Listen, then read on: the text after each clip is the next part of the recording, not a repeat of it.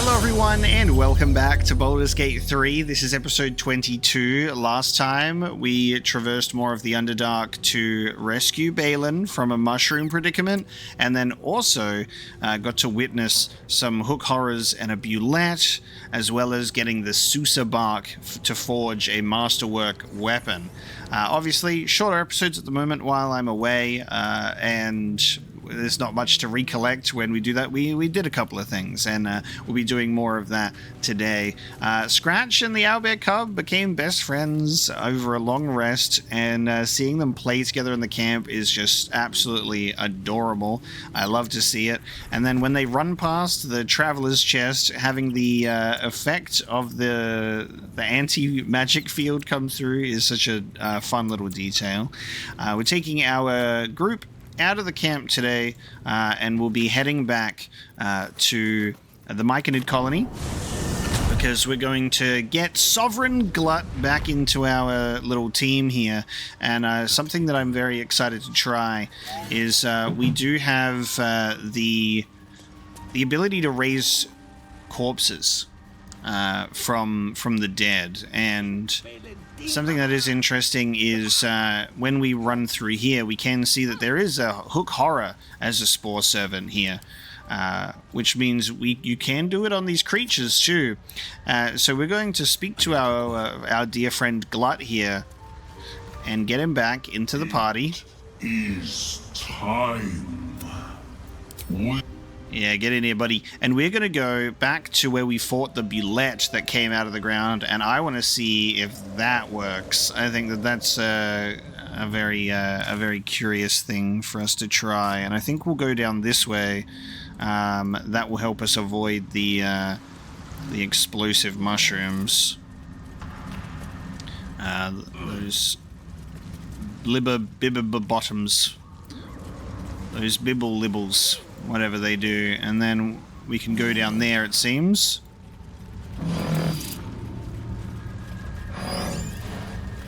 So if we go here, this should take us to where we fought the bulette in the Dread Hollow.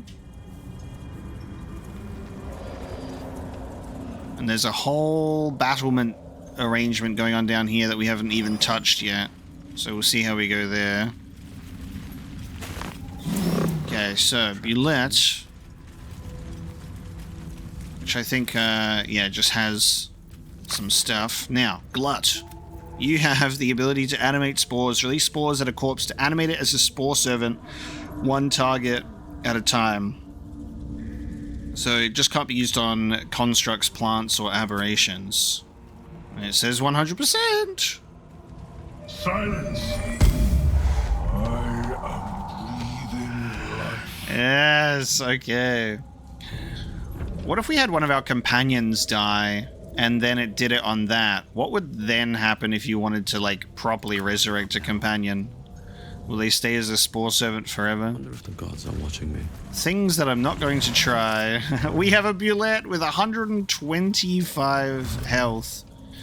It's got corrosive phlegm. It's got 2 jumps. Deadly leap. Okay, it's got a deadly leap. And then bite. Wonderful. Let's move. Didn't come at full health, but it's got a lot of health anyway. Taking a look at our map here, we can see that we've got options to go down here, which also extends to over here. We've got an Arcane Tower over this way, the Sharan Temple, and the Duergar by the lake. So we can help Glut in avenging his circle. We also have purchased a couple of mushrooms. We found Tin Mask Spores and the Tongue of Madness, so we can bring it back to Amelium, along with those 2 items, and we'll see what happens. So we'll check that out too. A lot of stuff to be done in the Underdark. And now we can feel safe knowing that we've got a Myconid Monarch and a bulette on our side, the Predator of the Dark. And it is following. That's fun. Dead Duergar. I keep wanting to say Duergar. I have to get used to saying it that way. A decrepit village. Okay. Looks abandoned.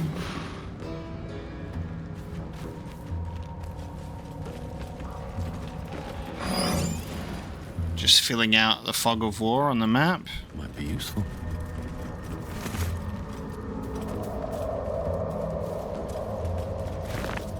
Okay, I remember this is where we first encountered the Myconids.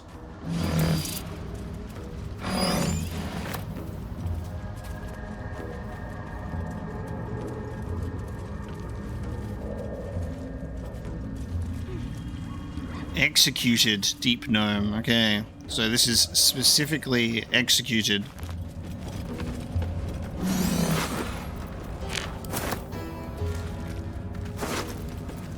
We got a short sword of First Blood. Deals an additional 1 to 8 piercing damage to targets that still have all their hit points. Nice. Short sword. That goes well with a character like Astarion.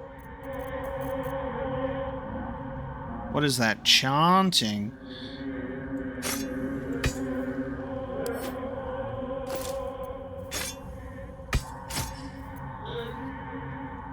He does have the ability to wield 2 short swords. And because he goes first, much likely that he'll actually get to benefit from that additional damage instead of the Hunter's Dagger to do rupturing. Yeah, it's 7 2 to 5 or a 6 1 to 6. We'll keep that. Nice. Got this music down here. It sounds like we got people chanting over here.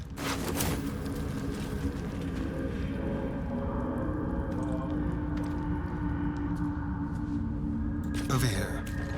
Oh. Have a lot on my mind. And, well, in it. Can I climb? Yeah, rope netting. Oh.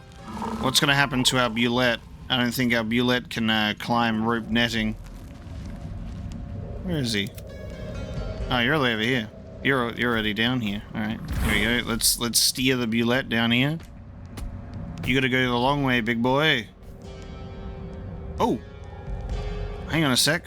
Oh, there's Duergar here, and they're neutral.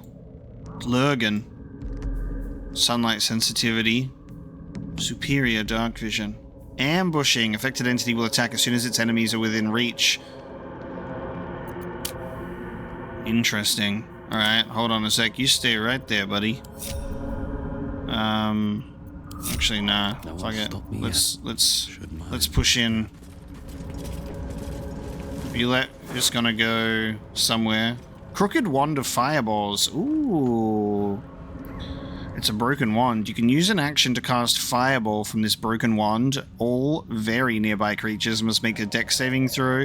Targets take 8 to 48 fire damage on a failed save and or half as much damage on a successful save.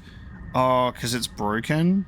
The metal of this wand is dented all along its shaft and the tip is bent entirely out of place. So they'll actually take the fire damage on a failed save. Oh, that's something. All right.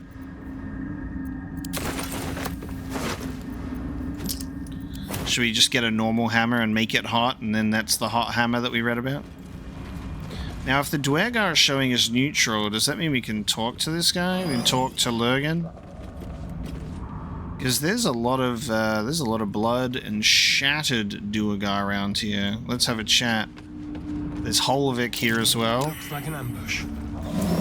Oh, Gek Cole lost condition invisible. Oh, fuck. They're invisible, and I can see them because of my character? Is that what that is? Yeah, Gek Cole. Is that what the red flashing is? Scourge of Pests. Hang on a minute, let me save. Because if they're invisible, but they're showing as neutral, I wonder what will happen if they're like, oh, you can see us?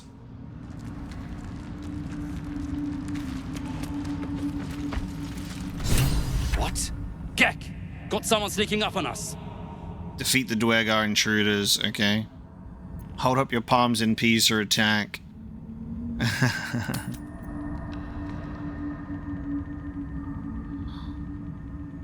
Well, it seems that the Duergar... We're on the side of the Myconids right now.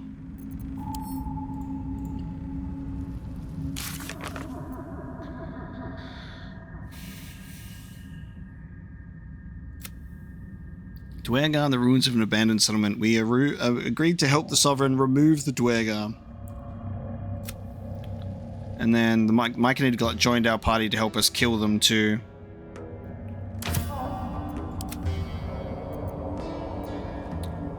We may attack. Let's just see where holding up our palms in peace go. You got a bloody rot flower for company? Must have let it get in your head. My axe will fix that in no time. Oh, there you go. Because we've got the Myconid Monarch. This would go differently without that, which makes sense. All right. Fun. So we've got 4 of them. A Novice Garmore. I reckon I'm just trying to find my path away. We'll reckon, yeah, we'll go up and around this way, yeah. Alright. Let's attack this one. I'm scared about my Bulette's leap of faith. I want to try that out, but we'll see.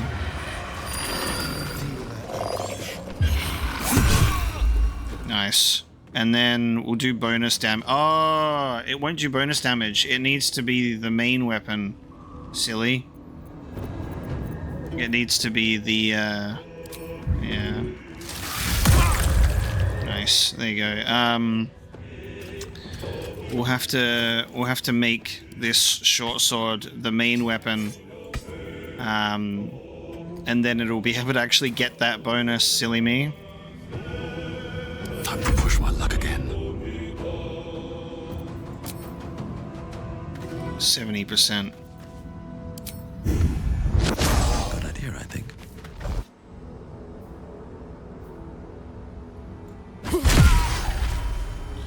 Critical hit stun. You know what? I resent that.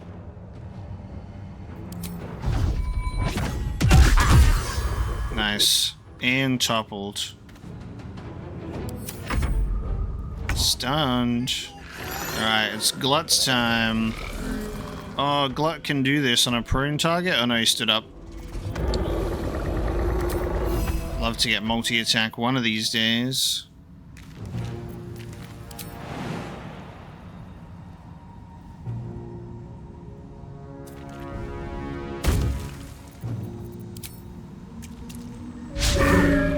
Damn it. We're trying, Glut. Oh! Animate dead? Oh, Gale. Counterspell. Yes. Wait, he counted it, but it worked. He counted it, but they're still reanimated. What the fuck? Hang on a sec. I counted it, though. Alright, hang on. Oh, it was a fail.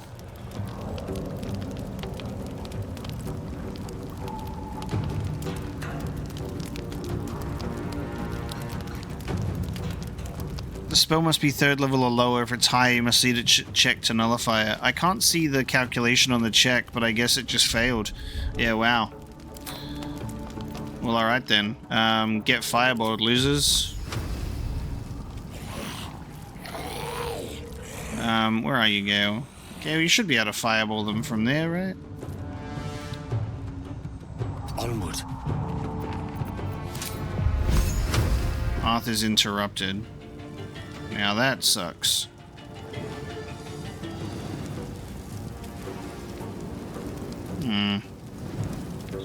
Well, that's not fun at all, is it?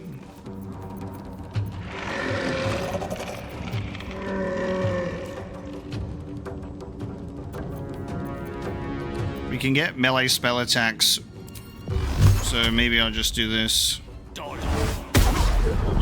That is fucking insane.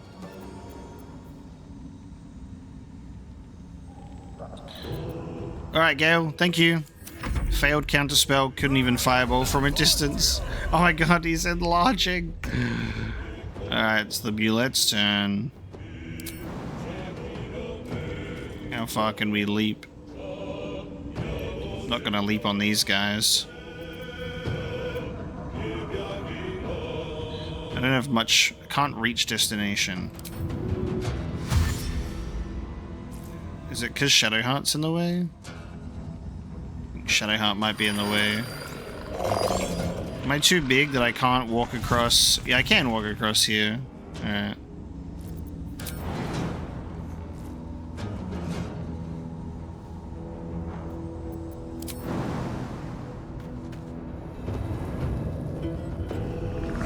So I jump over Shadowheart.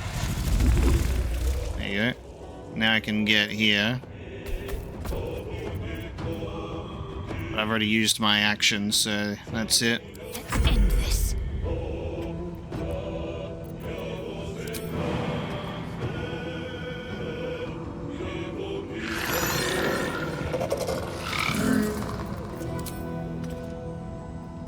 %, this high defense guy. I just want to get this guy out of here so we can all go down. There we go. I just want us all to be able to go down here together.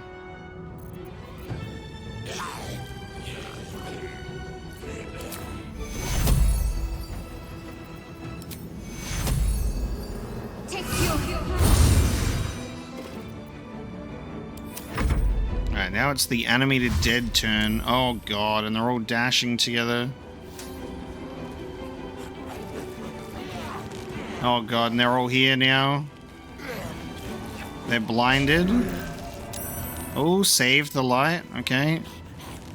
Blinded. Okay, well this is fun. Now, if Astarion's going to swap this over, I think this counts as an action. Yeah, so that's the action. But I had to do it.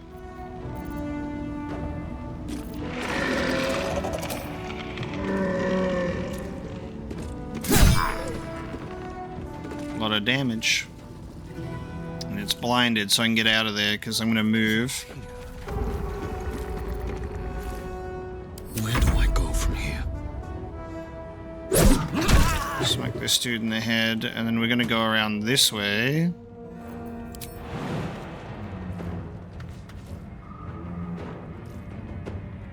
Best be on my way.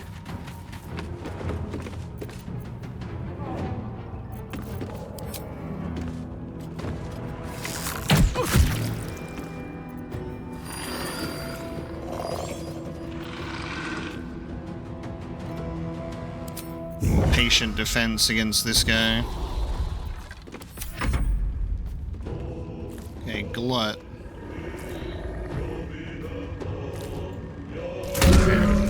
Nice.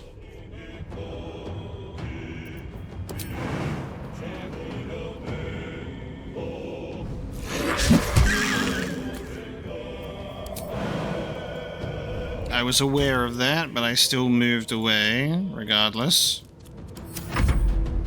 I am pain. I am torment. Okay. I am tired. Oh, now I can do counterspell, so it's a constitution save.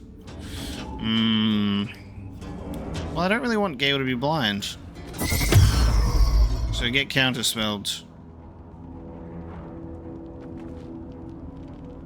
I'm gonna flatten you into bone meal. Alright, Indeed. Shadowheart will automatically save this, but I just wanna do this.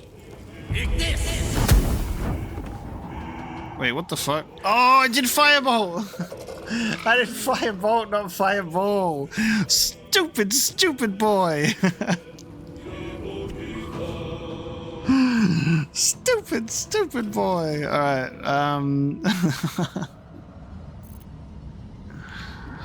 sometimes you just wish that there was an opportunity to just cancel your turn and go back, right? Just...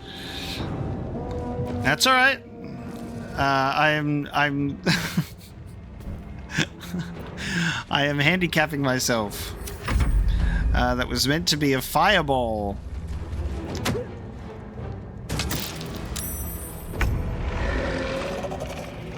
Yeah.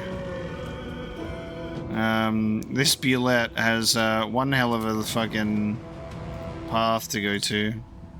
I haven't really been able to do anything with it yet. Just let me jump over my friends, will you? You sure? So far the bulette ain't really been able to do much. He's just here to look cool at the moment.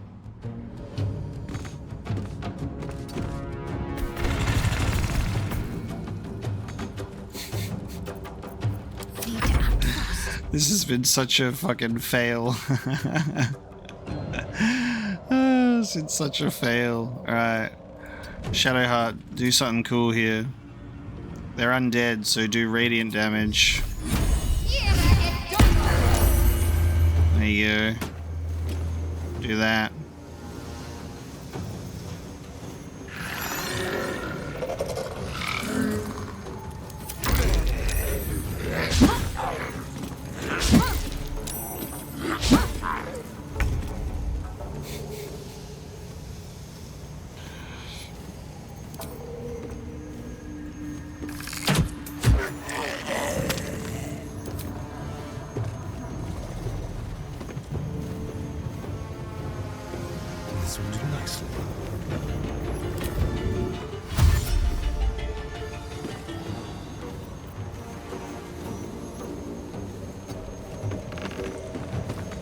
You can't reach, you're right in front of it.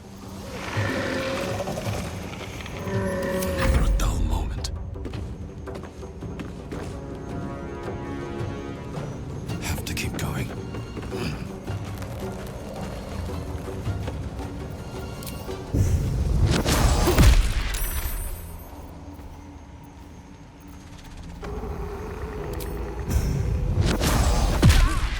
Nice. There's your stun.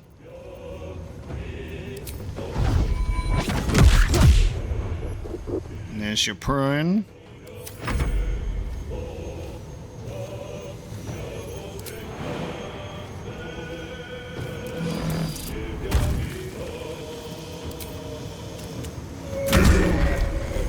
Nice. God, surviving with one.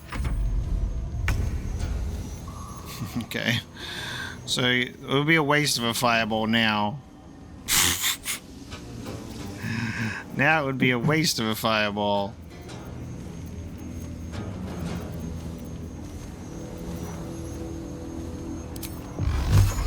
May as well do a little magic missile on him.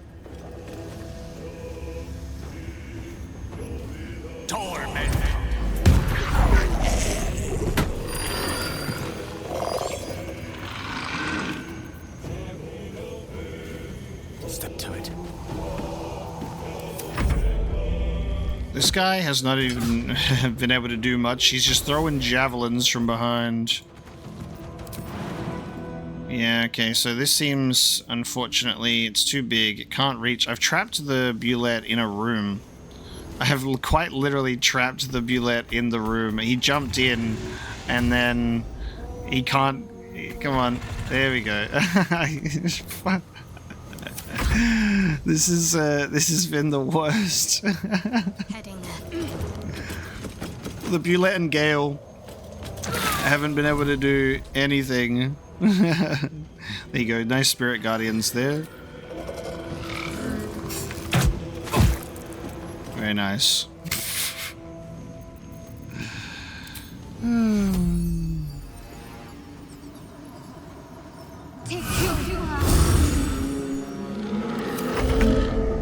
Okay. Let's do this. Let's move. Let's do this.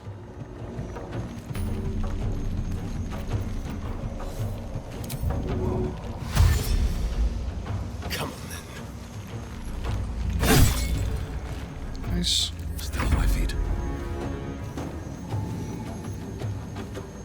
Wonder if the gods are watching me. We'll go down this way.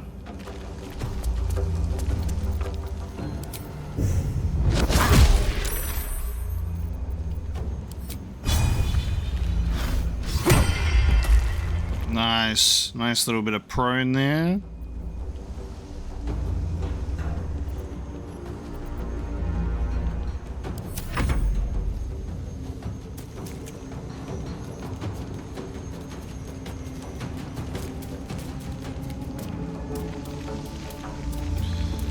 This would be the perfect opportunity for me to do my multi-attack. However, I unfortunately cannot do the multi-attack because I can't reach it in time.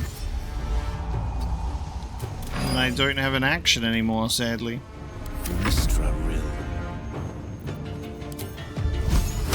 Mine is the advantage. Do your firebolt. There you go. The planned firebolt this time. This bulette's just gonna stand here, honestly. Maybe I should have done, should have tried to do corrosive phlegm. But again, path is a little bit interrupted, so I don't think we're gonna be able to do that.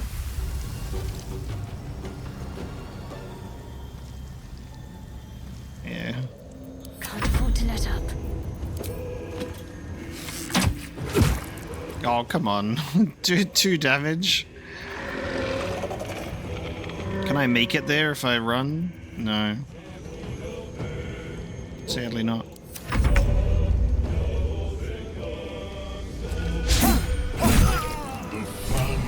There you go. We have avenged Glut's Circle. What is this dark? That was so silly. We must. So obviously the bulette was supposed to do something else. Close quarters. It just got stuck in a room. Gale went, Fireball! Oh, I meant to do Firebolt. And then the failed counter spell for the animated dead. Oh my god. Oh my god. The tumor is excised. The Duergar are dead. Here I break ground. From the dark will a mighty circle rise. My song will fill the grotto. Death doer. The grotto may sustain but one sovereign. In the age of Glut, there may be no spore. Eliminate the other sovereign. Oh no. We killed the Duergar. And then he's like, go and kill the other sovereign, will ya? You turn on Spore, who gave you shelter? A fate it has earned. My circle long suffered while the Duergar flourished. I sang to Spore for help, yet it cowered in the grotto and let my people be slaughtered. Choose, smooth mind. Help me grow a mighty circle and reap the reward, or protect the precious poltroon as it waits for the circle of Glut to devour it whole. Wow. So he'll end up, we'll take them all out, and then Glut would end up raising them all as with him as sovereign, and they would have no choice but to obey him and his song. What would be the reward, I wonder? I have to play a part in these mushroom politics. Going to usurp a throne? That sounds fun, doesn't it?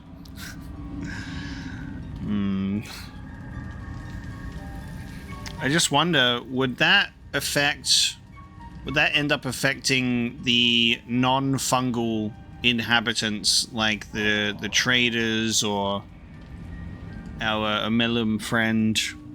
Would they, because they're currently chilling there. If you're so eager to blood Glut, if you're so eager for blood Glut, then let me give it to you.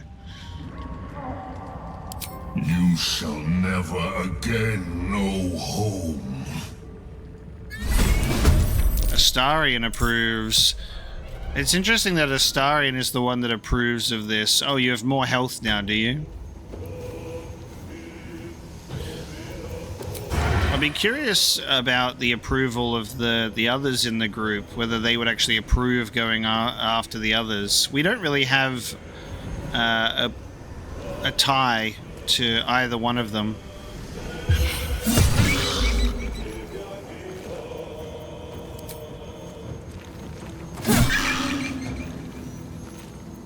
Well, so much for peace.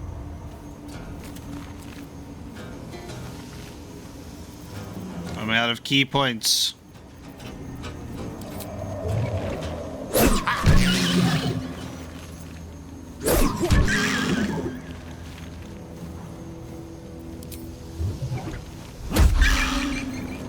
Allow me to demonstrate. Alright, you want to do fireball this time?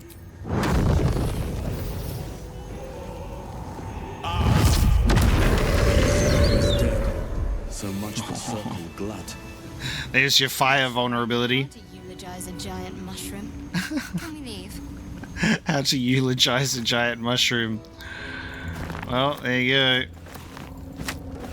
He had a short end. Got scrolls on him too. Oh, what's going on?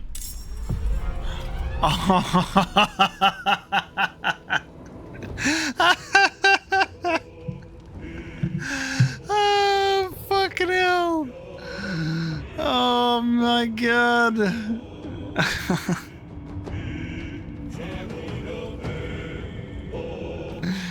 Bro, I resurrected this guy only for him to bumble around, get stuck in a room, and now I have to fight it again. I have to fight him again. That's funny. Holy shit. That's a funny one, isn't it?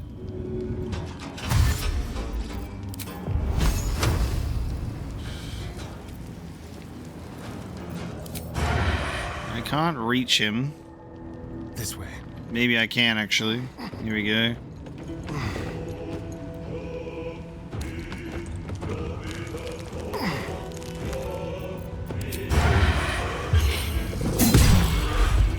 Nice.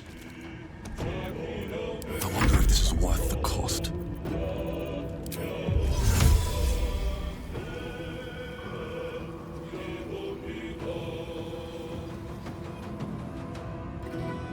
Right on the edge.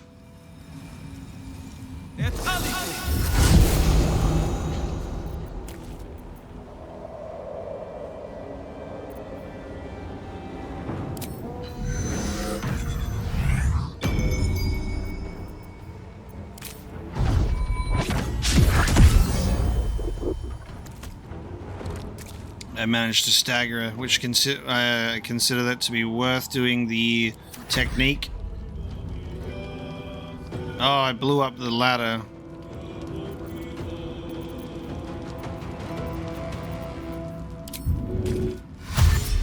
Moving.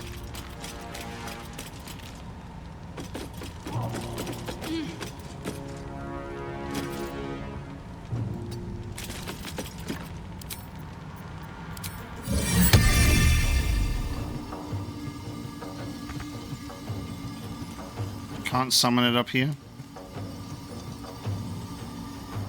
I'll leave it. Victory is assured. Striking distance. Path is interrupted.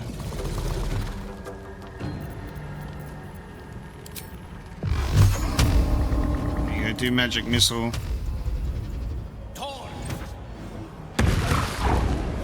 Nice.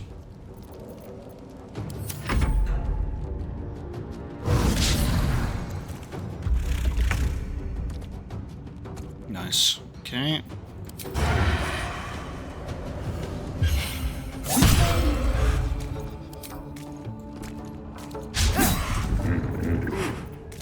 Sometimes the only way out is through.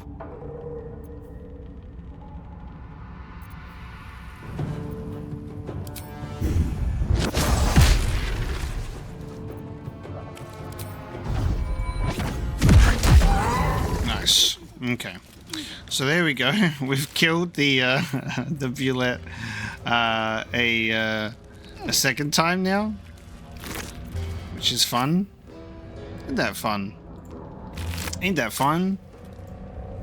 Just had so much fun. Poor little bulette. And there's a lurgan under here somewhere. How much farther can I go? It's been a long day. I'll need to rest soon.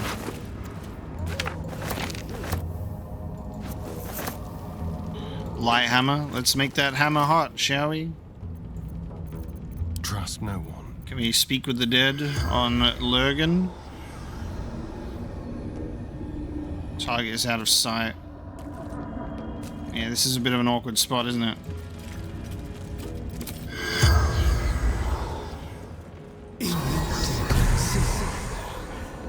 The corpse has nothing to say. Nothing to say, eh? Alright, any green highlights around here? We can speak to a shattered Duergar. That is a pile of, that's a corpse pile, though, so I don't really know how that's gonna go. I wonder. We have a faded logbook here. The inside cover reads, Burrow Warden Miana. The page is aligned with neat calculations, equipment logs, and expedition notes. The final entry reads, Expedition 42, back after a 10-day in the Northern Quadrant. 2 potential mining sites scouted, discovered a vein of Arandur. Wellso did a bang-up job, organized shifts, and led the first dig. Brother or not, he'll be a great Burrow Warden one day, but he needs to keep his temper in check and practice reading the stone. He's as blind as a surfacer sometimes, planning to take him out later along the Ebon Lake to practice. God. Okay. Fables of Faerun 4, the Magnanimous Miner. This. In the underground city of Mantol Dareth lived a deep gnome called Sadie and her father Sam. Each morning, the hard-working Sadie traveled to the nearby grotto, pick in hand, to mine gems. Each night, the lazy Sam would count them and demand even more. You cannot rest until I am the richest man in all of Faerun. One day, Sadie encountered a stranger on her path home, a haggard creature, grey of skin and small of stature. "A Darrow!" exclaimed Sadie. "Please," said the Darrow, "I have no money and no home. I beg of you, a single ruby, so I might sell it for food." As an Australian, this is very interesting to read. Australians will get it. Sadie found pity in her heart and gave the beggar a ruby. She told her father about the Darrow upon returning home. "Do not believe his lies," warned Sam. "Darrow are selfish, demented creatures. Give him no more, lest I cast you away." The Darrow was waiting for Sadie that day. "Please give me 10 rubies, so I might sell them for shelter." Sadie, moved by his plea, did as he asked and journeyed home, where Sam rebuked her. "An inferior haul," he said. "This will not stand." On the 3rd day, the Darrow appeared in the grotto. 100 rubies, please, so I might feed my brothers and sisters." The kind-hearted Sadie handed the beggar her entire sack of gems. As he took it, there was a great flash of light. Where the beggar had stood was a massive gold dragon. "You prove yourself generous of heart and spirit. Come to my lair and share in my golden hoard." Sadie eagerly accepted, joining the dragon in his opulent hideaway. 1 year later, Sadie passed a beggar near the grotto, her own father, Sam.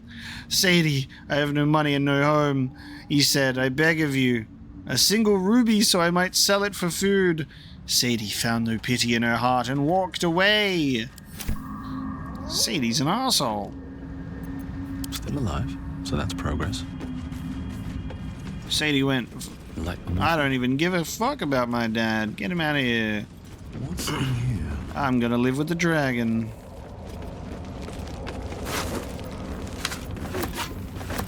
Oh, no, don't do that. We can't raise Get Coal. He's got an Exterminator's Axe. An additional 1 to 6 fire damage to plants, insects, or small creatures. A vampiric touch. It's finally happened. I'm encumbered again because I'm holding onto a bunch of stuff. Get that off of me for a sec.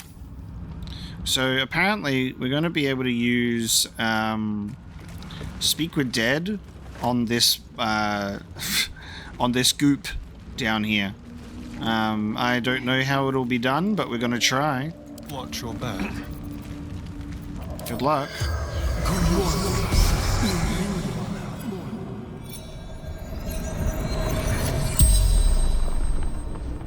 Oh, okay. A body comes out of the... Lifeless. A body comes out of the muck. I thought we were going to speak to some blob. What were you doing when you died? Hunting. Runaway slave. What happened to you? My connects made me hurt myself. What was your profession? Hunter. Warrior. Sworn to the Absolute. These Duergars were sworn to the Absolute. Where did you come from?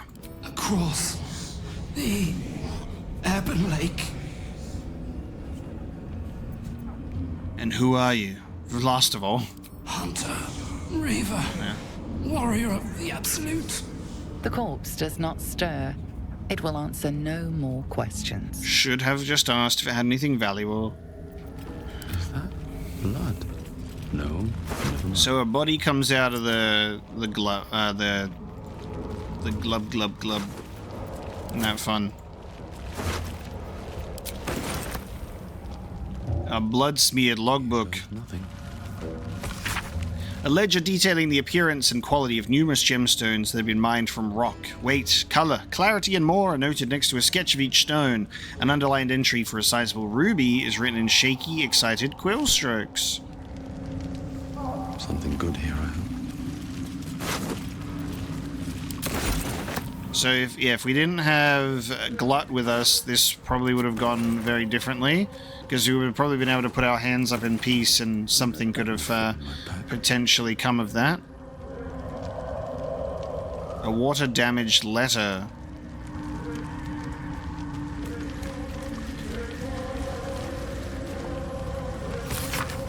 A water-damaged letter imploring the recipient to be cautious around the far shore of the Ebon Lake, as Duergar are rumored to be prowling in the area. We have another fast travel point here. A lot of fast travel down here, isn't there?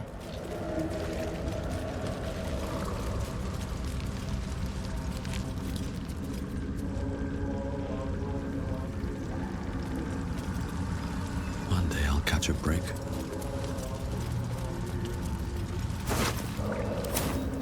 The deep gnomes were just digging. How could you do this? So this is like the Ebon Lake. Look at this giant skeleton. Oh, we have a Duergar boat that we can use. That's fun. So that'll take us... Oh, that'll take us across to a different space. Ooh, fun. Okay. How exciting. Discarded journal. We threw a surprise party for Ironfoot. How that idiot made it past 150 is a mystery, but it's a cause for celebration either way. When he saw the fire whiskey we had been brewing, I swear he teared up. I had only a cup of the stuff, but I can't feel my tongue anymore. The lunatic finished the barrel that night. I have no idea how he made it to his next shift, but Mina claimed she needed him inside the wagon to guard inventory. The burrow warden didn't say a word when the snores started. Layabout is lucky she's got a soft touch. I'd best get some sleep. Orders just came in for practice shovels and pickaxes for the younglings, and I've yet to harvest the Zerkwood. Where does the time go? I love that we've got a little boat that we can take. Let's try, and we're going to go back up here and explore more of this place. We no longer have Glut or Bulette to follow us around. What a waste of my time there. Let's see what I can find here.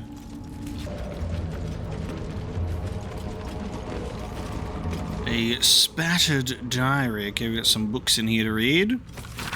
A badly charred diary with "Property of Woolburn" written on the inside cover. In one of the few legible entries, the author wonders if he'll ever see his friend Barkus again now that he's departed for the surface world.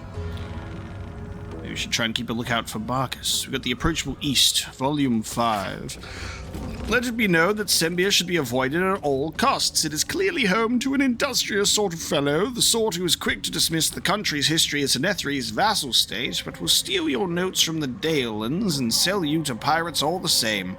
Thankfully, these pirates were set upon by another group of buccaneers, who were more than happy to take a scribe on board. I was excited to document the voyage as we are headed to Thesk, the gateway to the east, where the road leads straight to Rashomon. Alas, I have spent almost all my time forging ship manifests. And then we've also got A is for Azuth and other gods. 6. Have we read the 6th one before? Ilmater, Jurgle, and Kalemvor. Yes, we have read that one. Okay.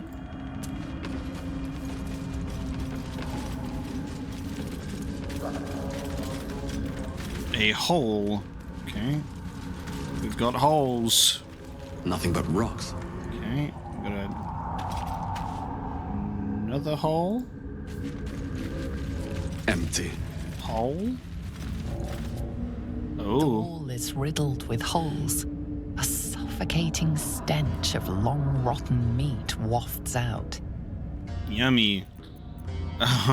I'm short, so I can do this. Let's do it. Inspect the holes with survival.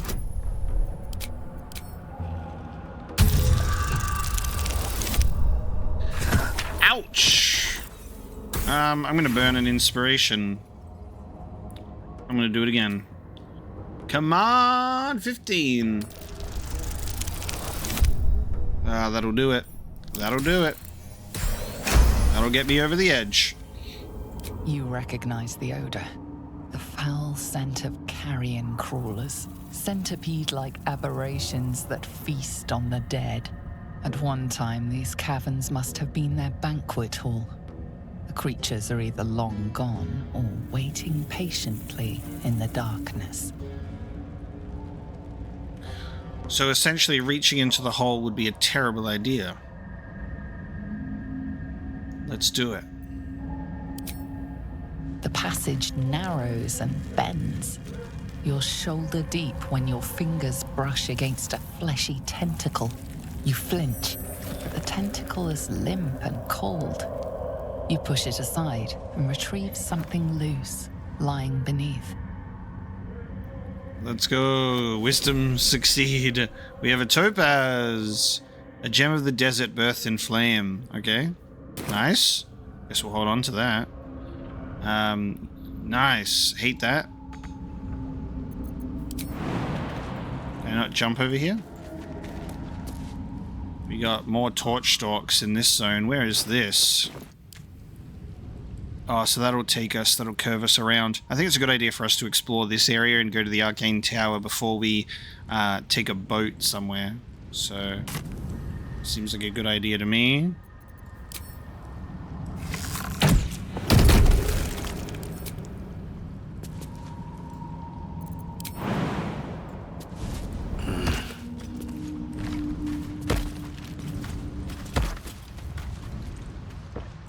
We have an actual rocky settlement here and something else. That might push us on the way to the tower, I guess. Oh, got a body over here. We got a dead drow. I think these things will explode if we get close, so... Must be one hell of a mole. We got some big holes in the ground. One hell of a mole, eh? What do you reckon? Gonna be another bulette. Oh, we can do speak with the dead on the drow. Nice. Oh, we got a fate. Ring of mushrooms. Yeah. Nature or magic? Yeah, we got a fey circle here. My mum is like obsessed with fey magic and would always Pretty, but it doesn't do much. yeah, okay. I was like, if we walk into it and we break the ring, is something gonna happen?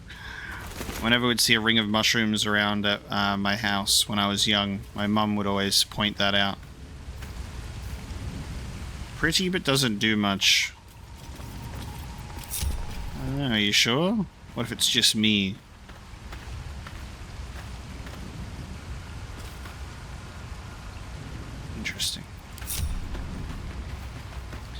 You kind of want to be hesitant not to walk into one, unless you're like me and you just want to see what'll happen. Half this drow's body's been crushed. Must have fallen from pretty high up.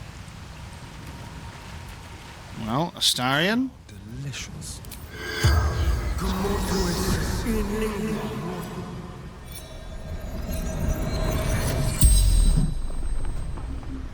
The corpse regards you lifelessly. Who are you? House Vandry. Far Scout. Searching. What were you searching for? Quick path to surface.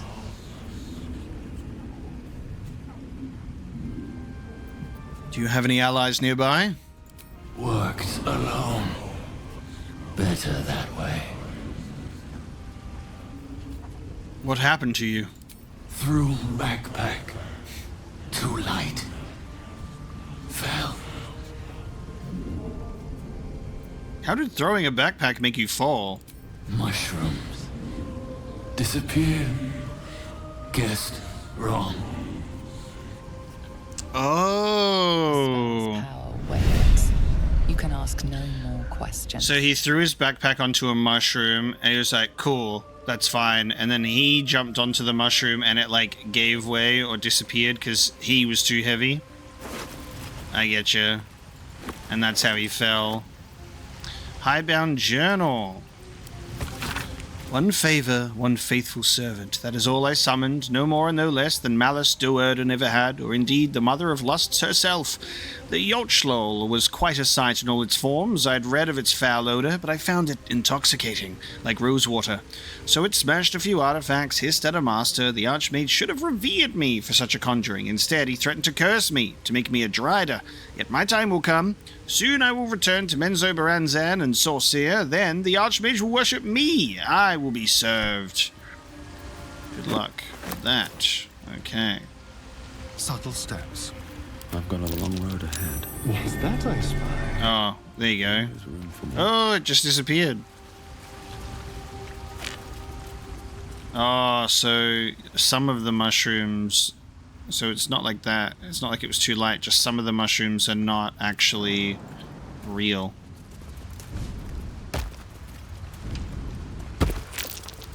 Ah, interesting. There you go. So we've got Astarion's investigating checks.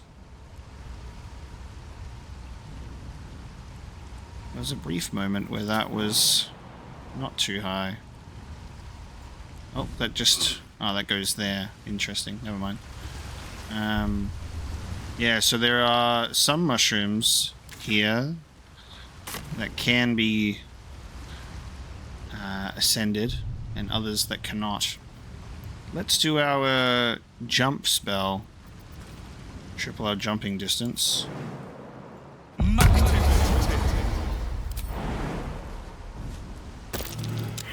My investigation failed. What about Astarion's?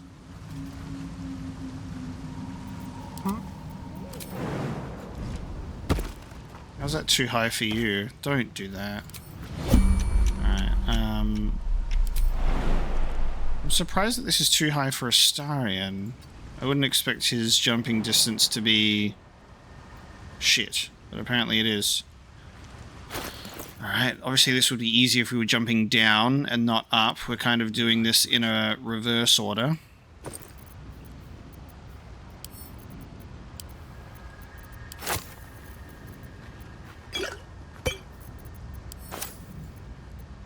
Keep a blade close.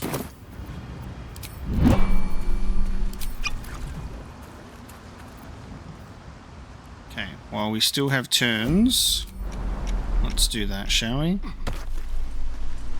Now, will Gale be able to do it? Who knows?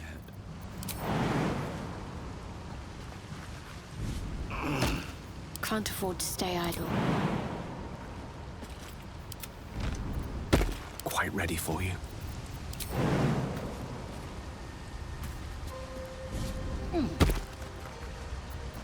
No one back home will ever believe this. There's no time to waste.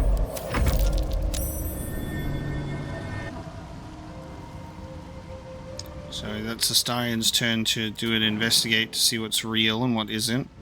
Mushrooms. Elminster's not around, so might as well. It's going to be too high for you too, is it? I find that to be awful. I find that to be awful. Well, we could just do... I don't even have a level 3 slot to do fly. I could do a scroll of fly. I'll just fly all the way up, shall I?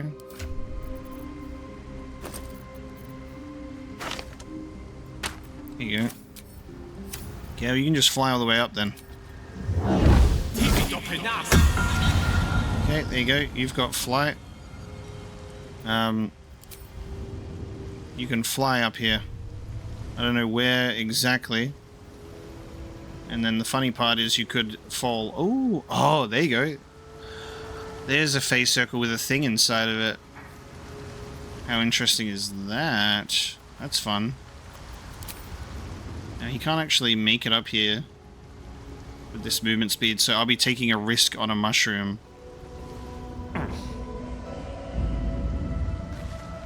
And it's okay.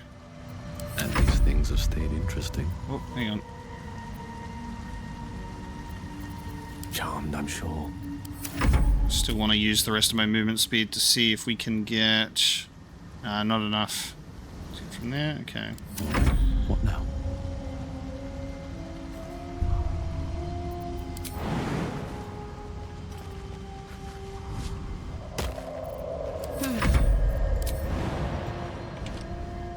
If I had laser, I wouldn't need to be using fly for Gale, would I?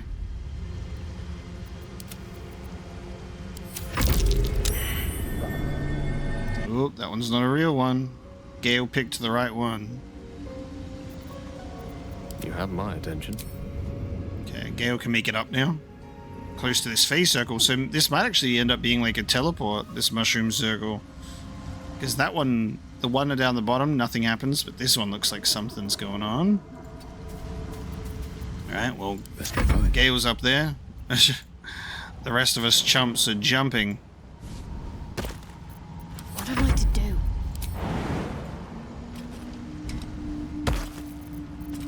Don't touch me. There's not enough space.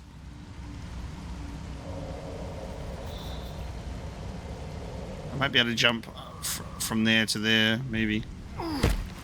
Oh god, it's not real. Oh! Oh no, it's okay.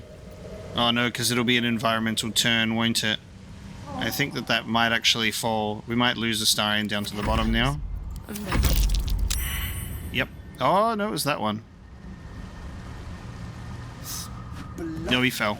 Yep. He fell. Fuck. He's gonna go again. What now? You wanna go again, do you?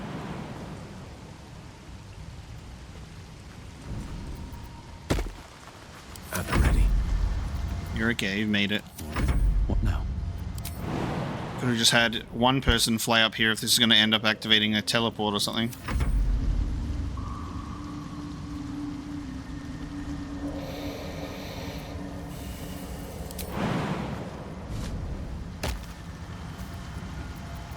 Wits and blades, always sharp. Careful, I might. Now from here I'm going to end turn-based mode so I can just have a Starian jump the rest of the way. Oh, you fuckers. Don't do that. Don't do that.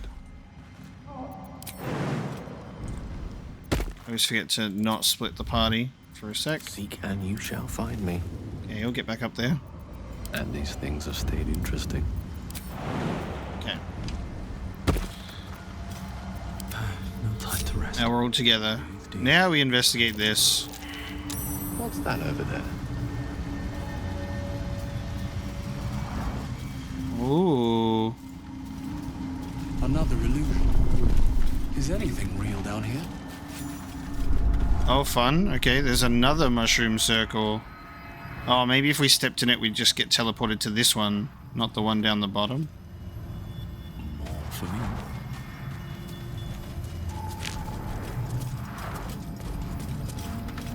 clicking on it. Yeah, we got teleported. Oh, fun. Okay. Yeah, okay. Wow, it took us to a mushroom circle in the bog. That's funny. Okay. That's great. Does that mean if we went to that mushroom circle earlier on, we would have ended up being teleported here? Or is it only activated from this side first? Where's this going to take us then?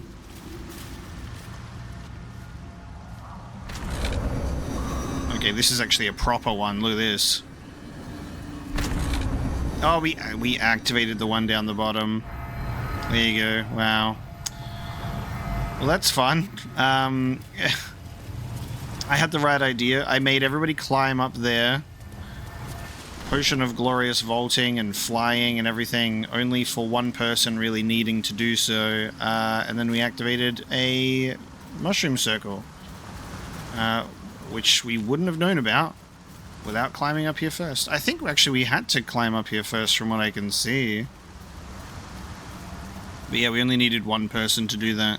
How fun. And then there was a hidden area that takes you to the Putrid Bog. Wow, okay. So it seems you actually had to go this way to get into here, unless this section actually can go in, but I haven't seen it yet. Yeah, it seems pretty disconnected. There you go, wow. Wasted my time, but all part of the exploration, eh? All of us adventure together just in case we get into trouble, and there we go. It turns out we actually end up causing more trouble than we get into. And now we're going to go this way.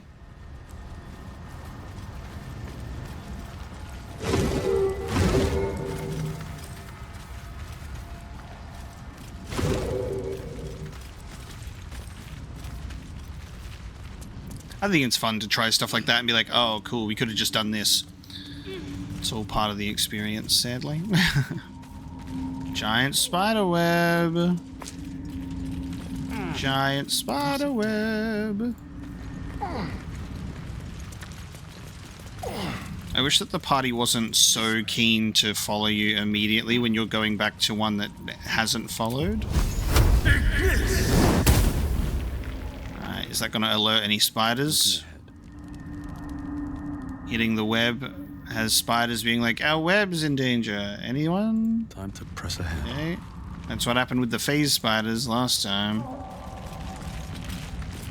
Someone there? Let's go. Yeah, a bunch of spider eggs. Hardly a challenge. Hardly a challenge.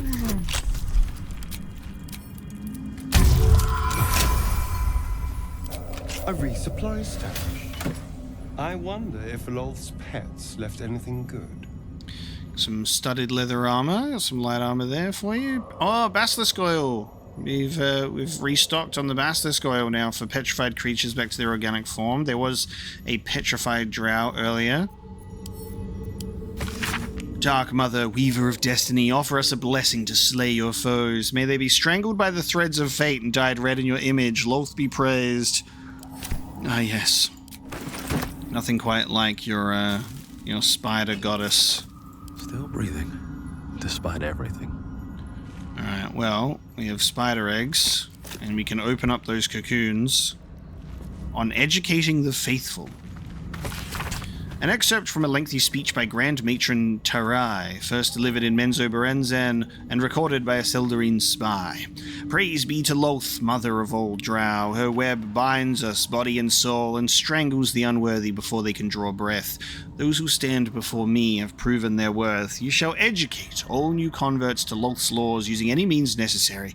Many of them fear the goddess, as they should, but their faith is not yet true. Their minds are simple and should be treated accordingly.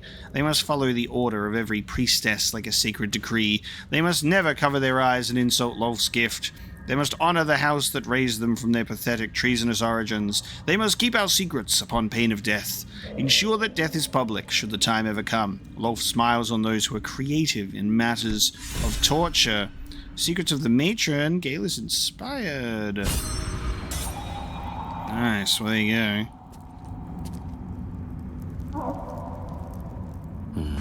Maybe I need more pockets.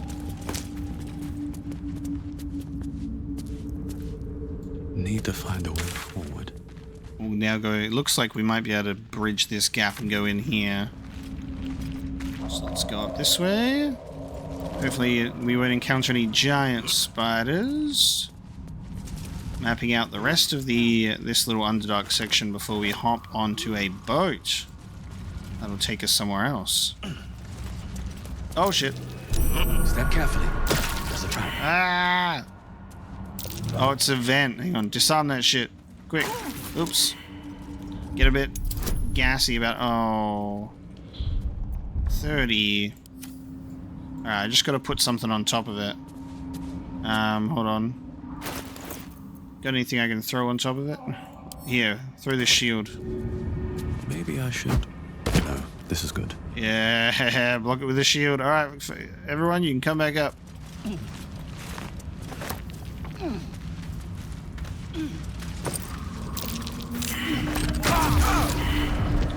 Bruh.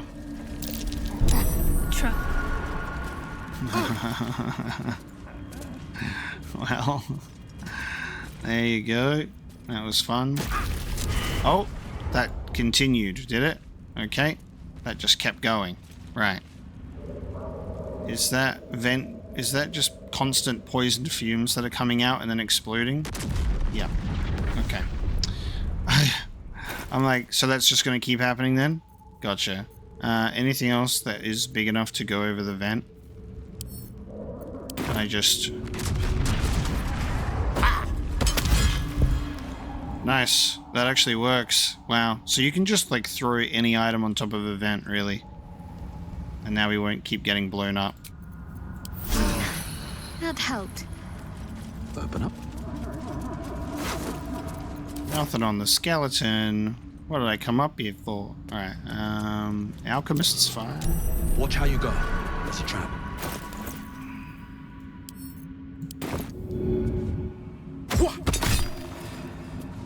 Oh, I don't think that was enough. So it has to be like, I think it has to be a bigger item.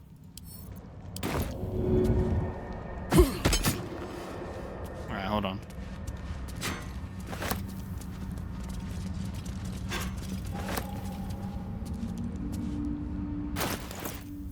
Because it worked with a great axe, it worked with a shield. Maybe it has to be like a great weapon.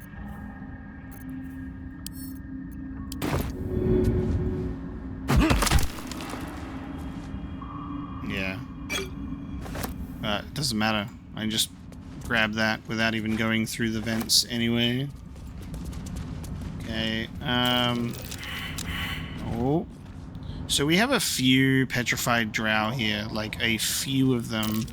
That might be worth a look. But then we have one basilisk oil. I wish we could like dilute it, or you could also make more.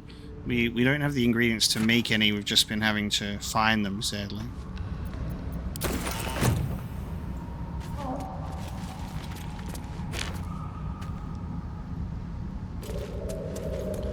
So it means we kind of would have to choose which one we want to free, if we even do want to free one.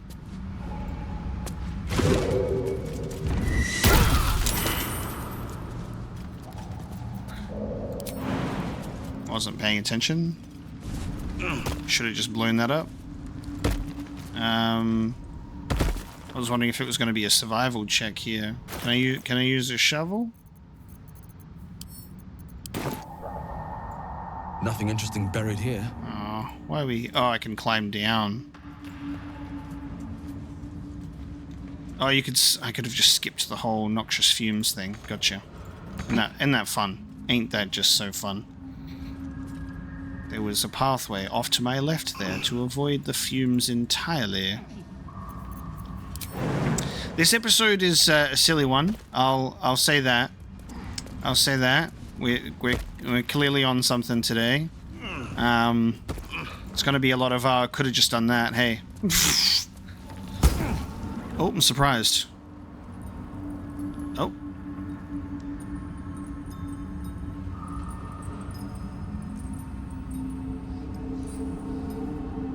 There's a lot of them.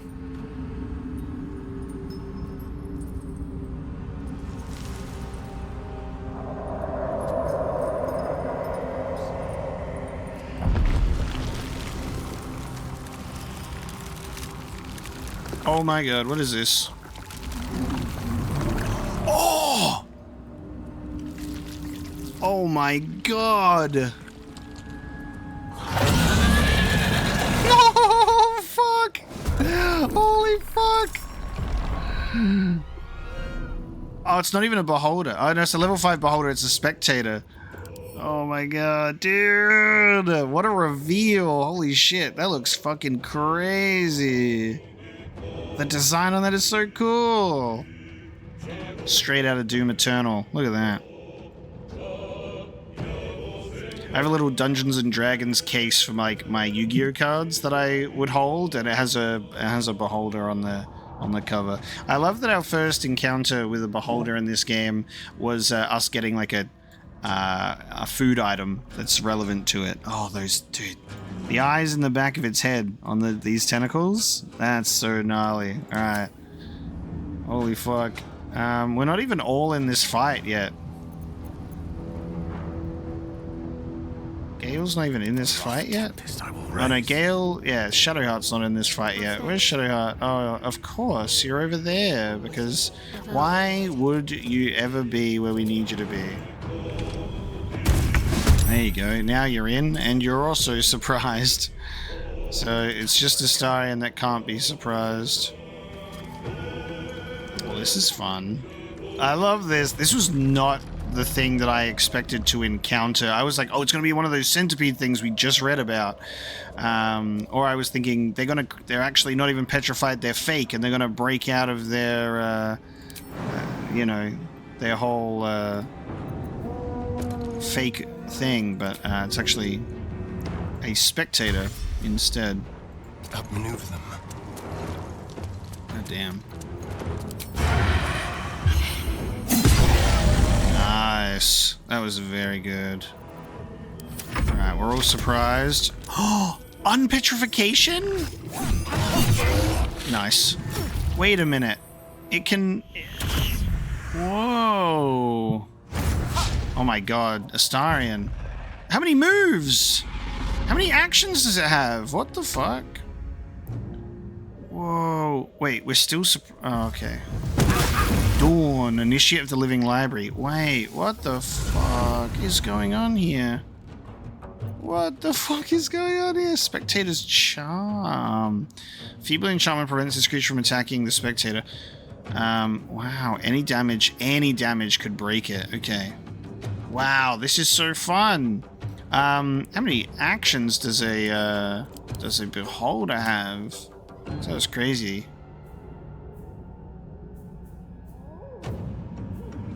Jesus Christ. Alright, so any damage could break this. So if we just, let's see here. I don't want to do too much damage, that's all. If we are going to break this, this thing. Maybe go for...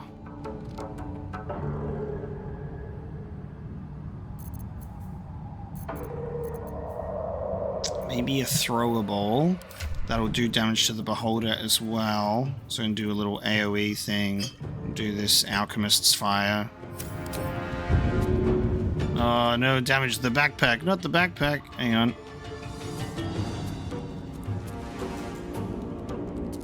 You fucker.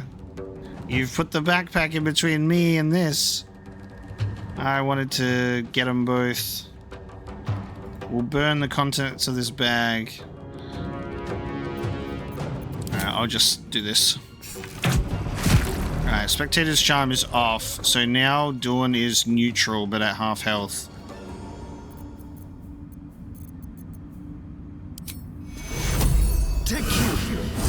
I'll have Astarion heal them and then move a bit closer. Well, that's cool. The fact that the Beholder has Unpetrify is so fun for me, but I'm like, now we just need to figure out how to harvest that for ourselves, and we can unpetrify these drow. But maybe this is the only one that would actually matter, considering that the only ones that are not like wearing a mask or anything, and they've actually got a name.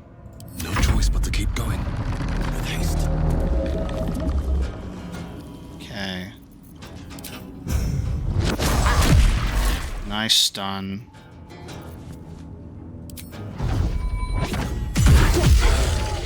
Immune to prone because it's a flyer.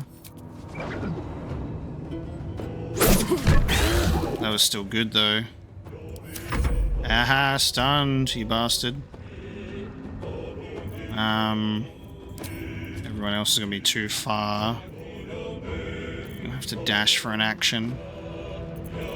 Yeah, we would. I was really not expecting the fucking.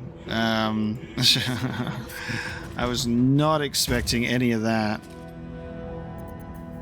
That's fun. Okay. The last board is set. Okay, Gale almost dead. Gale might be able to just finish this though.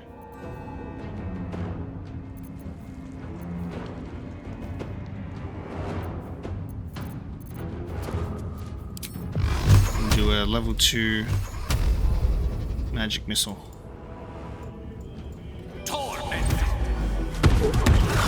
Oh, 1 HP left. I guess Duergar will finish it. Oh, you put it to sleep! Are you kidding me? Oh, dude, you decided to put it to sleep instead of attacking it. Whoa, okay, sure. It's only got 1 HP. Astarion, you'll get the, you get to do the honors then. Get it. Mutilate them. Hell yeah. Dust on my tongue. I offer to parley, and he brings a spectator. Twit. Quite ruined my ambush. Now, you are? Who brought the spectator? I'm more concerned with this twit who set a spectator on you. A rival. A mere footnote to my legend. You should be more concerned with who I am.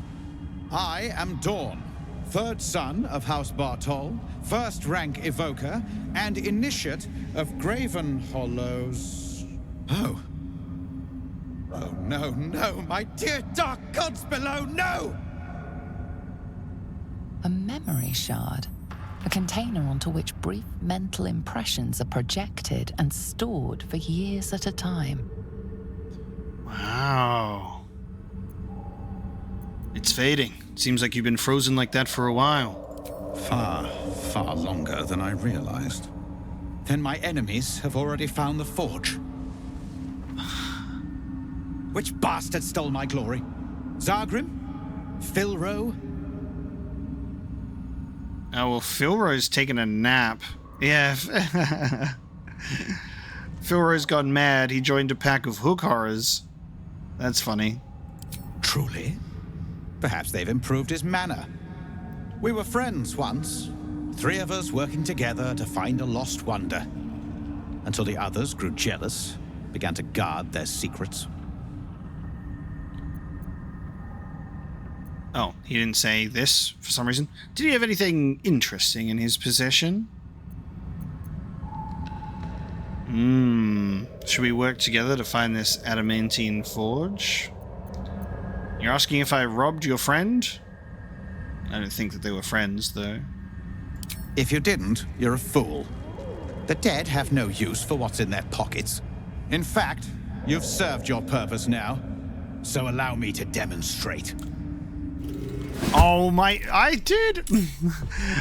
Brother... I mean, that is one hell of a cocky bastard.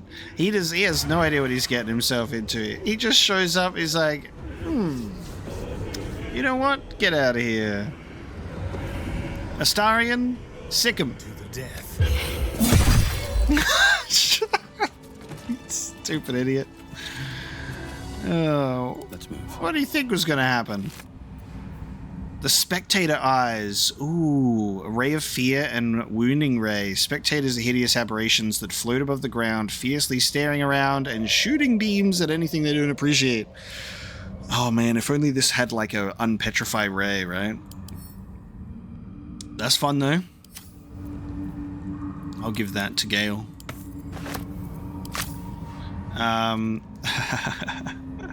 Fucking hell. So, it appears that we have Dawn, and Philro, and then there's also someone else, Zargrim. So there'll be a Zargrim around here somewhere as well, also trying to find this adamantine forge. What an incredible encounter! And we could have done this. This could have been one of the first things that we encountered. This could have actually been one of the first things that we did. If we just dropped down here, walked down here, which would have been one hell of an intro for the Underdark. So we ended up getting 2 or 3 Minotaurs in this direction, and then Myconids, and then we've curved all the way around to get ourselves to a Beholder. But there's been all manner of creatures in this place, which has been very fun. So coiled shadows move within this crystal as if something were trapped within. So we have the memory shard that is apparently fading. We have an icy helve. Oh, hang on a sec. Wait, what did I pick up off of an ice crystal? Hang on. This crystal is freezing to the touch, no matter how long you hold it. Shallow grooves run along the bottom as if used to be attached to something. We did pick that up. So we've got... we could combine this. Oh, there's a third part. This combines with a third piece, which by logic would have to be on our third character, Zargrim. They've each got a piece of this thing. That's fun.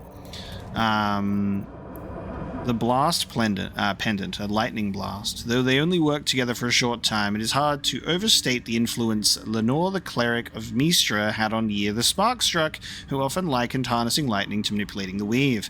And we're going to go and hang out with Lenore soon at this tower, I believe. I'll take that. Astarion, you killed Dern. Now do you want to have a chat with him?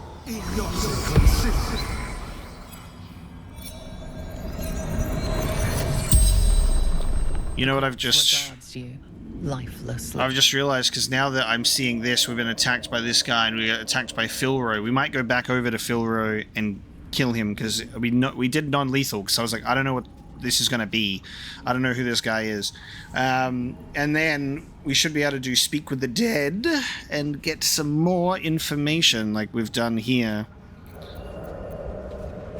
Well, we know who he is. He's given us a whole introduction. So let's say, how is he petrified, which would have been by a Spectator. Do you reckon Philro?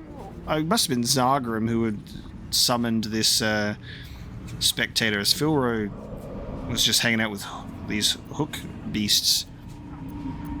Zargrim! Yeah. Argument! Summoned Spectator. So you can just summon one of those, eh? Why did you argue with Zargrim? He wanted memory shard. How do I use this memory shard? True title. Activates. Dawn. Lord Archmage. Nice. What does this memory shard do? Shows way to adamantine forge. We got it. What can you tell me about this forge?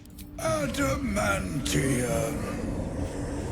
Precious beyond measure. The spell's power wanes. You can ask no more questions. I swear you just said adamantium, but it's written adamantine in the subtitles. From the wizard's notes. The notes that mentioned a guardian. Yes. Can we use this now? The crystal shines only faintly. A memory shard, the wizard had called it. It's glitching a little bit. I can do an Arcana check to gently probe the thoughts within. Hang on a sec. I'm going to give that to Gale. I'm going to have Gale use it. The air is ripe with magic. I'll fill that one later. I'm going to have Gale use it because he's intelligent. The crystal shines only faintly. A memory shard, the wizard had called it. Gently probe. Gently probe.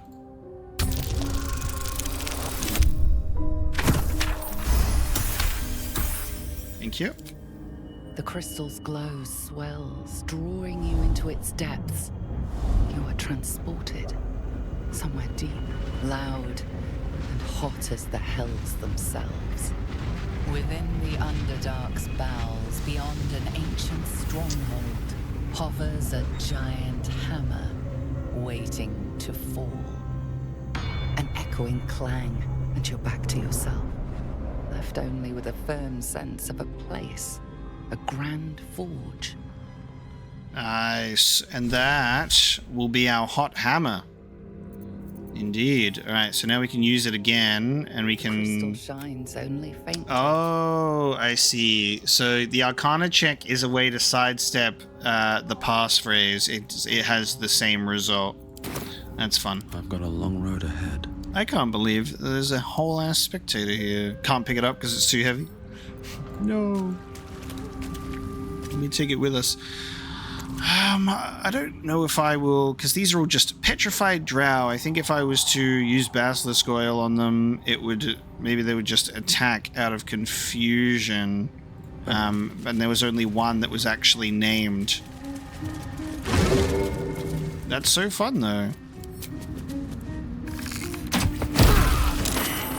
Sorry, team. I thought you were stood far back enough for that. Apparently not. Apparently not. Now, this drow also doesn't have a mask on like the others. It's also like been crushed. That could be one that we use the basilisk oil on, but it doesn't have a name. So I don't know. But yeah, so we could go down there, and then we jump from here, and then this is this section. So I don't think we need to go around there though. But let's go. We're gonna actually fast travel back now that we've explored this area. And we're gonna go back over to the Susa tree, and we're gonna kill Philro. Kill Philro. He was taking a nap. Where is he?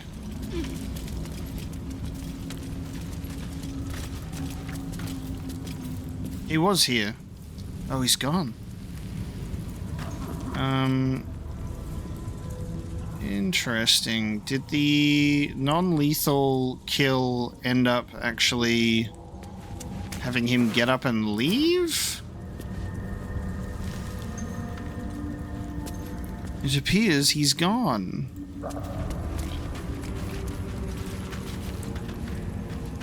I was gonna kill him, and then maybe because it's oh, it must be because I think when you knock someone out non-lethal, and then if you like rest or something, they usually just get up, and he must just have vanished. He's just gone.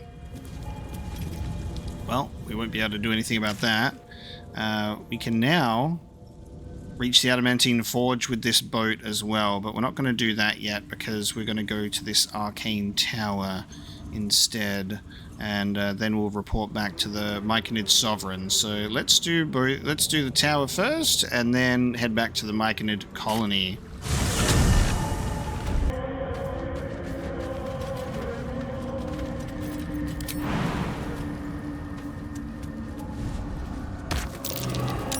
That's curious.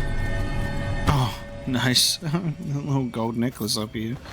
Okay. Area of the map we haven't been.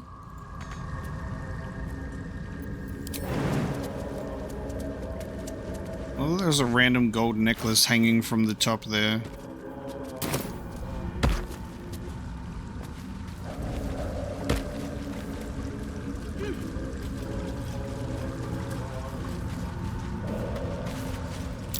That music, oh. That might be worth a look. The music in this area makes it feel like there's like actual chanting in the background by like a group, you know, like the Duergar are doing a war cry.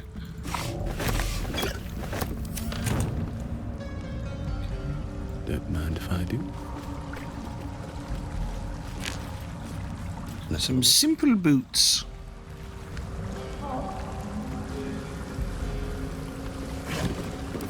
Okay. Loading nothing over this way. Now we'll go to this tower. Do another jump and go up and around. And I think, yeah, definitely be a good idea for us to have Gale in our party for an encounter with a cleric of Mistra. Be silly not to, wouldn't it? And then I reckon we'll do a long rest and a party swap after this, and then head back to the Myconid colony.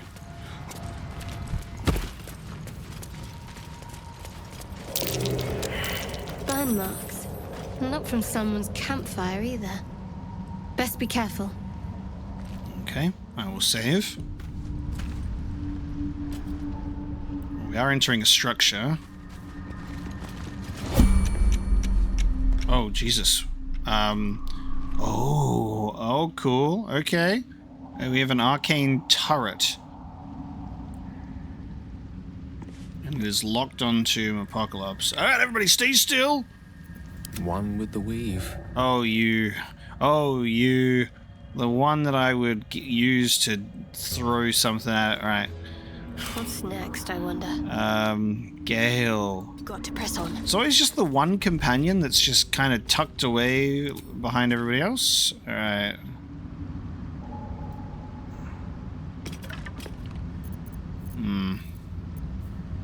Should we do a sunbeam?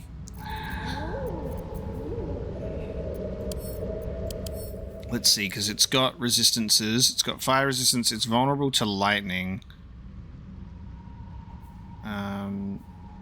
Great. Vulnerable to lightning. And wouldn't you have it that Gale currently doesn't even have any of his lightning spells prepared? No one's stopped me yet. Okay, let's see here.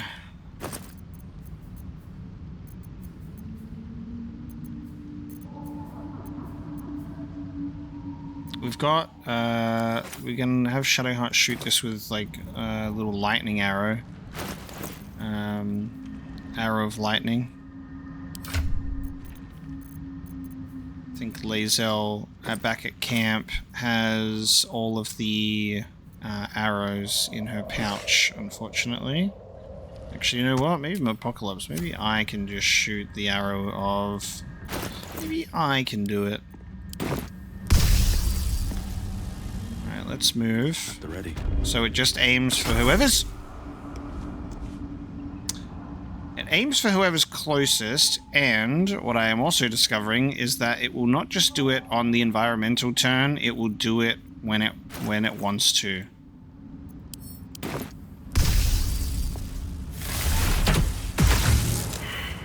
Okay, that did 10 damage to it. Do an extra attack. Oh, the arrow of lightning was actually the key to getting that done. Okay. I see. Surely you can't shoot me through there. I might be able to take this as an opportunity to do something. I'm ready. Whatever it takes. Got to keep moving. You get out of trouble. Keep a blade close. And go over here. Now what I'm going to do is I'm going to exit turn-based mode.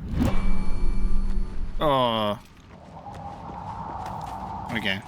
I forget about that. And we're actually going to go to camp. And we're going to use this opportunity to... I'll just get my arrows from Lae'zel. Lae'zel has the pouch of all the arrows, and there's one arrow of lightning. And that'll be the key to victory. That'll be it. And then I reckon after that we'll do a party swap. Thanks, Lazel. Okay. Shall we do this again? Now it's more active this time. My faith protects me. So I might give this. I'll do it to Apocalypse again. What to do? Don't waste a step.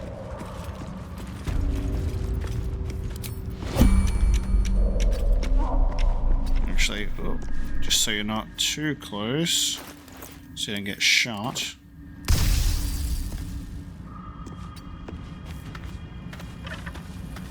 Okay. And we'll shoot it again. Is there going to be another arcane turret in here? Maybe.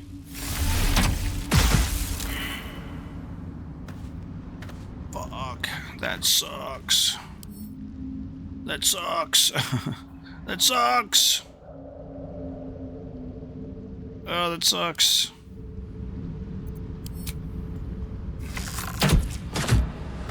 God damn.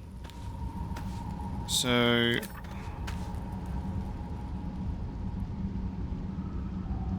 Damn. I gotta get higher attack rolls to be able to do enough damage to this thing. What now? Watch your back. Starion, you have an arrow of lightning. Damn, that's nuts. That really is... Let's get on with it. This way. Could have Gale prepare a lightning spell, I think. Yeah. No rest for the wicked, I see. Gale's still back over here. Is that blood? Alright. Everybody get out of here. Get out of here. And Gale's doing this thing that he does where he's lost in thought, he says, because he doesn't want to jump this gap. Oh, it is too far. Poor baby Gale. It's not even too far for you. Come on. Still alive. Alright, let's go back to camp. And we're going to have Gale prepare a spell. Salutations. Which is what I should have done. Okay, spellbook. Lightning Bolt is what we want. It's a level 3, so we do have Witch Bolt, which is level 1, so that's much better. Let's take off Animate Dead, and we'll do Witch Bolt, just to have a level 1 lightning attack. And... do I want to keep the others? I'll take off Invisibility for now, because I do have potions of invisibility, and I'll equip Lightning Bolt as well, just to have multiple. Now, we don't have a level 3 spell slot, which means we're going to rest before we go through this little tower. So let's long rest. Another step forward. We'll end the day. At the base of this tower, we'll set up camp. We'll restore all of our stuff. The lightning arrows failed. Anyone want me?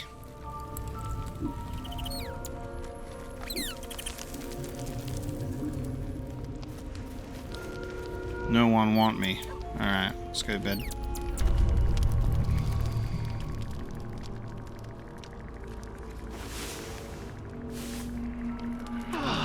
Nothing tonight. Okay. Anyone want to talk to me in the morning?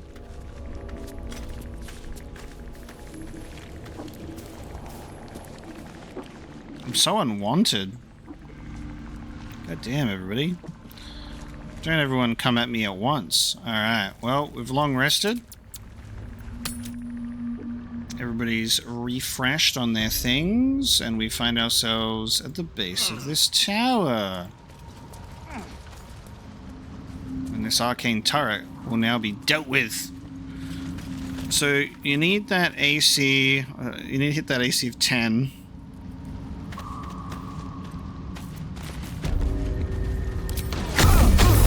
Oh, that shot me twice that time. I was not expecting to get shot twice.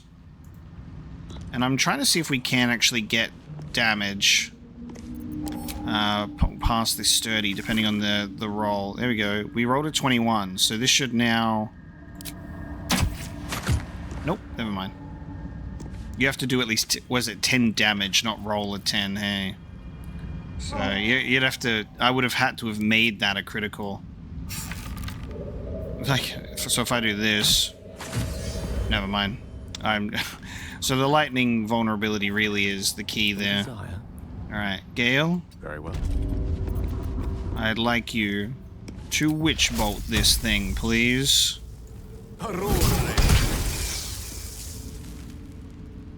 We cooked it, but it went up to 17.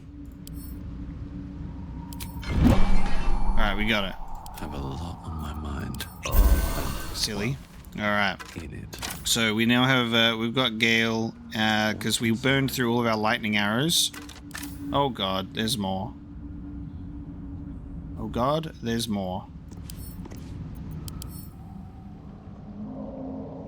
Did we just shut it down, but it went back up to 17? We're a long way from Waterdeep. Okay, let's do a witch bolt at level 2. Oh, yes. Oh, you can't be missing. You can't be missing when I need you to do this. Nice. Alright, we'll shut down another one. That did 34. Maybe level 1 is appropriate. But we already wasted that. Look at us wasting the spell slots for this. There must be a way to just like shut them down without having to fight them, but Shouldn't have wished to live in more interesting times. preparing to fight them regardless.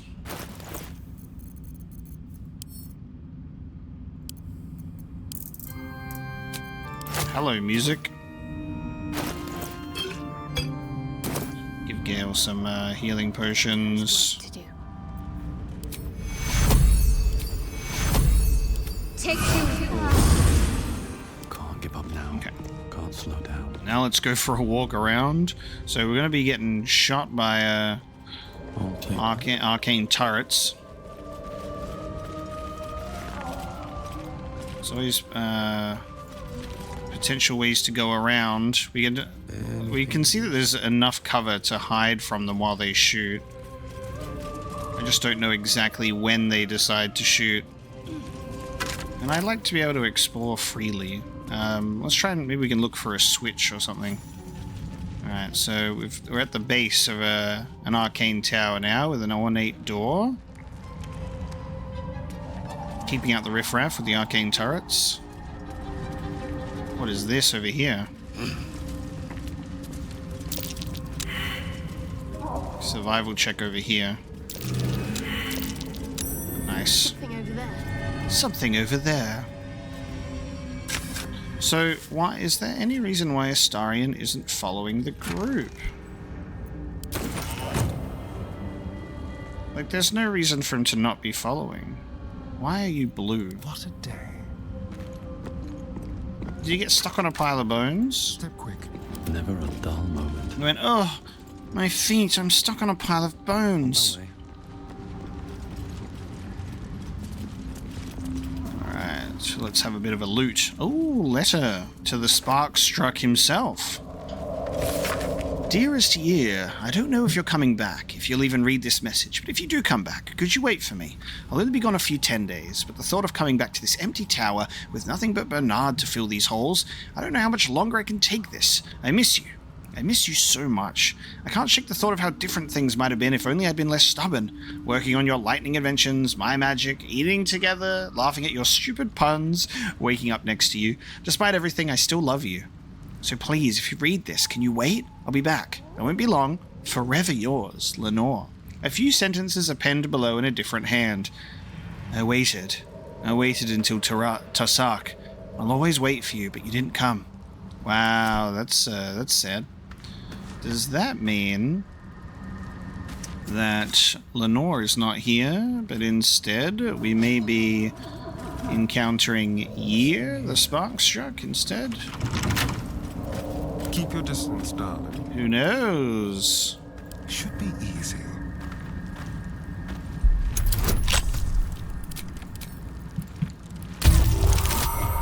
Oh yeah, so critical success.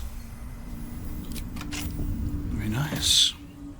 Ooh, Skybreaker with a searing smite. That's a hot hammer. That's a hot hammer for you. Nice. A light hammer too.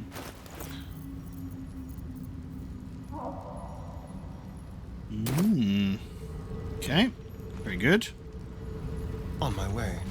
Light hammer and a shattered anvil. What is this? This looks important. Well, that ends. Not as bad as it could have. No inspection on it or anything. Can't examine it. Moving ahead. Alright. Let's enter the tower. The camera does not like it when you look at something above your level when you're not there yet. So the ornate door's locked. You've got a window open. Tower is a sanctum. Private place for research and respite. But as this wizard's not home, I say we take a peek. Gale. Alright. Arcane turret pointed at the door. Can we get this open though? Can't be added to inventory. What's going on with this urn then? Hold on.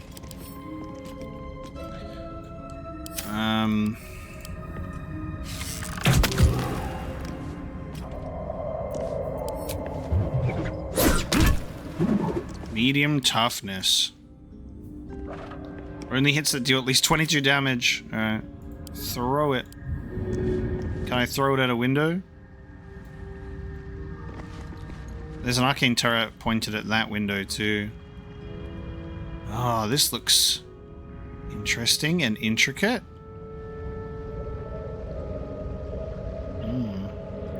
Alright, clearly we just need to throw this at the door. Let me just move this here. And then we'll move this here. And then Buglups, throw it at the door. Why is the target too far? Okay. I have to be closer to the door. Throw it at the door. Hiya! I did 1 damage to the door and 1 damage to the urn. The urn will be destroyed before the door is. We're knocking on the door. Alright, let's at least take a look at the lockpick, shall we? What's the DC? 15. Oh, we're getting in here. We're getting in the front door. We're getting in this door, baby.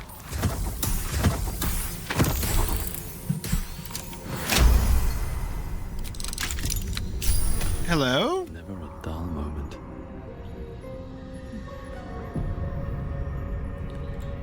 No way to ignite these.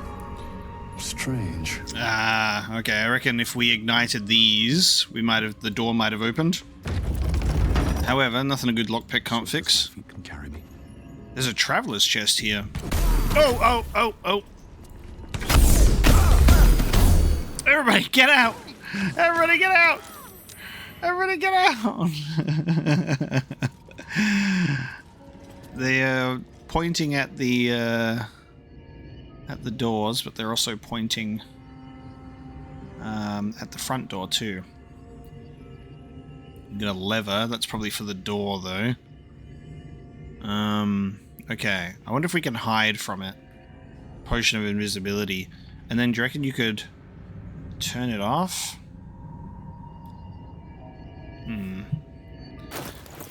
I need... I could go for the lightning charges build and try and do the vulnerability that way. Maybe I'll do that. Alright, I've got to do some inventory shuffling.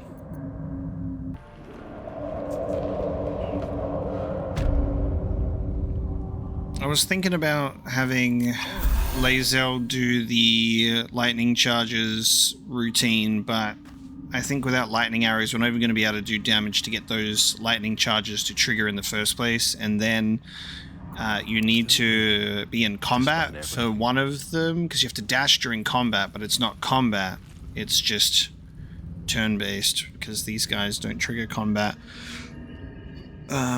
So I think we'll just have to stick with I have to stick with Gale. I do have a scroll of Lightning Bolt and a scroll of Witch Bolt as well, so we can get a little bit to new horizons bonus in here. So let's go turn-based and then walk here.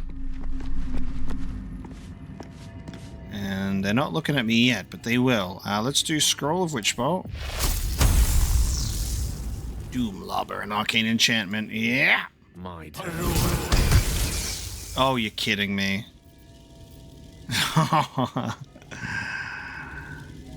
Look at this lightning that's just staying there. So hang on, it's got Witch Bolt now. 10 turns.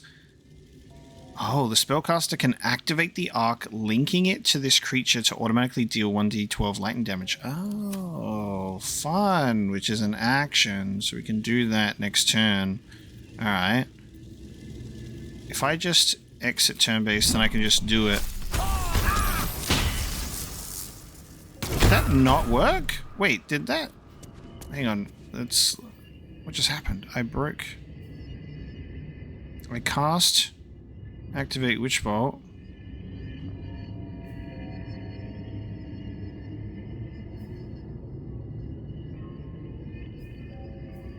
Interesting. Oh, it's because it broke my concentration. Because I got hit. Okay, that's annoying. It survived on 1. And I'm going to have to do lightning damage on it anyway. Alright, we'll have to burn through my spell slots. We'll just do another Witch Bolt. That'll destroy it.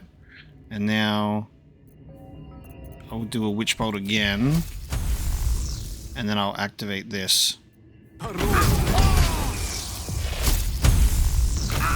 Nope, concentration was broken. Okay. Weave, save me. I cannot take much more. You got this, Gale. I believe in you.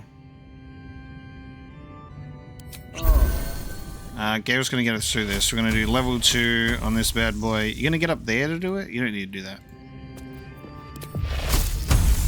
Oh my god.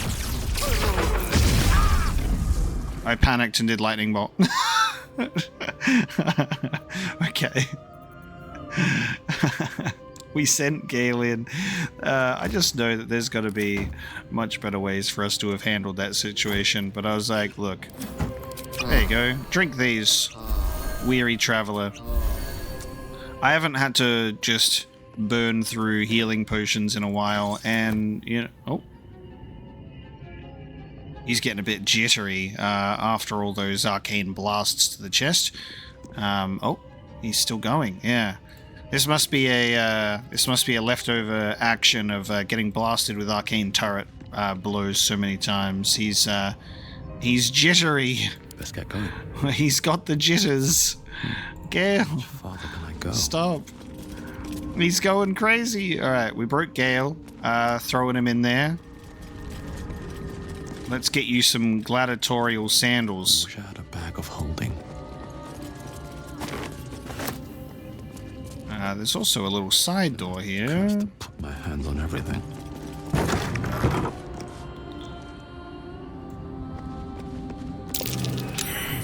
You radiate from that chest. Chest of the Mundane. Looking at this chest fills you with suspiciously overwhelming feeling that there is absolutely nothing special about it. Oh, that's great. A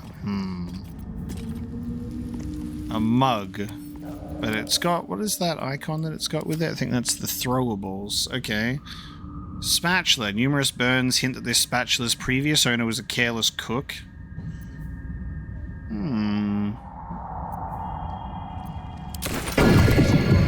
Did that just transform?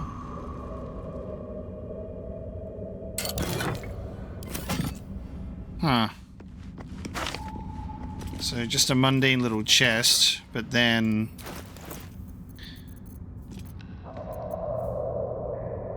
Wait, did the... Oh, there was the throwable with the icon. That mug transformed into a hearthlight bomb. Bathe the nearby area in light. Illuminates 9-meter radius. Now and again, a small ball of light flickers in the dark liquid, like a reflection of some alien yet sweet star on the darkest ocean. Wow. Okay. Oh, I have the magic touch. I didn't get the other items in there, which means it must have... Oh, that's so great. So it's like this mundane chest, don't look at it, and it's like there's a bunch of just normal items in there, but none of the items are actually real except for one, and it was hidden in there. For a little arcane tower, I think we should probably get used to something like that. That's really fun. I like that as a concept. Okay. Scruffy vagabond clothes. This place looks mighty abandoned, doesn't it? The gladiatorial sandals look so nice, don't they?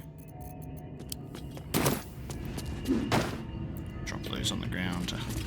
Boring clothes. Some heavy oak doors at the back here.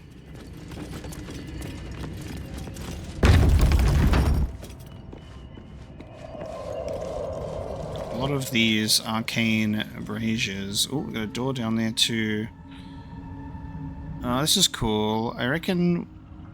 Oh, we could go there, then we could go down there. So you can use the mushrooms as platforms to make it down that way. But then we're also able to use this elevator, which may go up, may go down. I'm not sure yet. But we have a way around.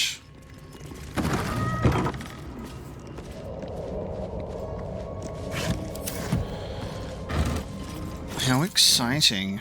Yeah, we'll be able to jump down from here if we want. Cool. Alright, shall we try and use this contraption?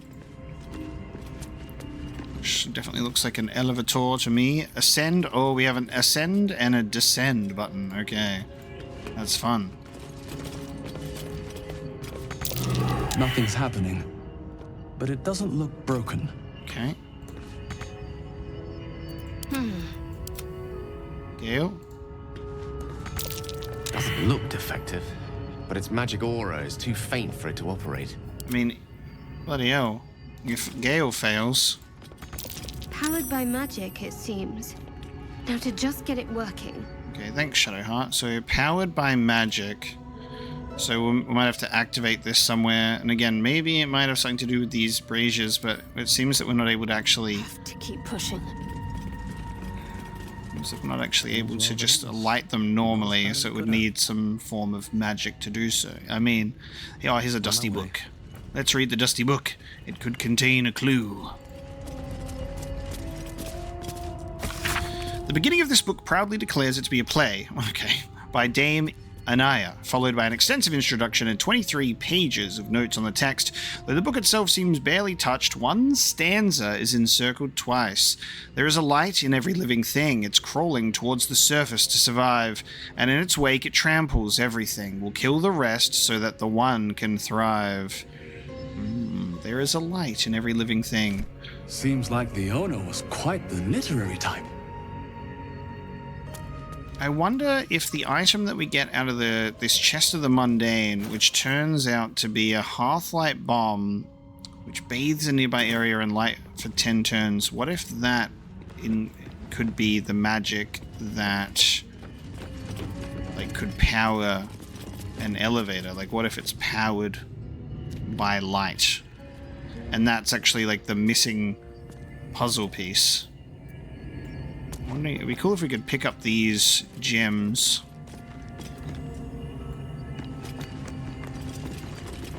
It could be an interesting thing to try, but then if I try it, I waste the item by throwing it.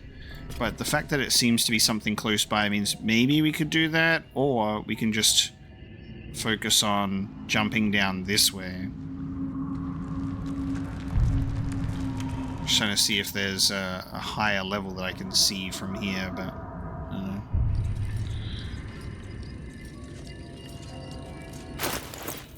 I'm going to throw this, and if nothing happens, I will reload.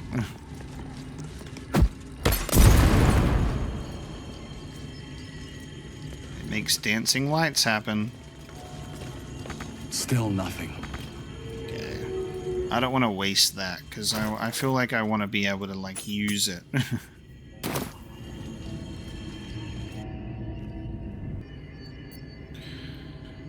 With haste.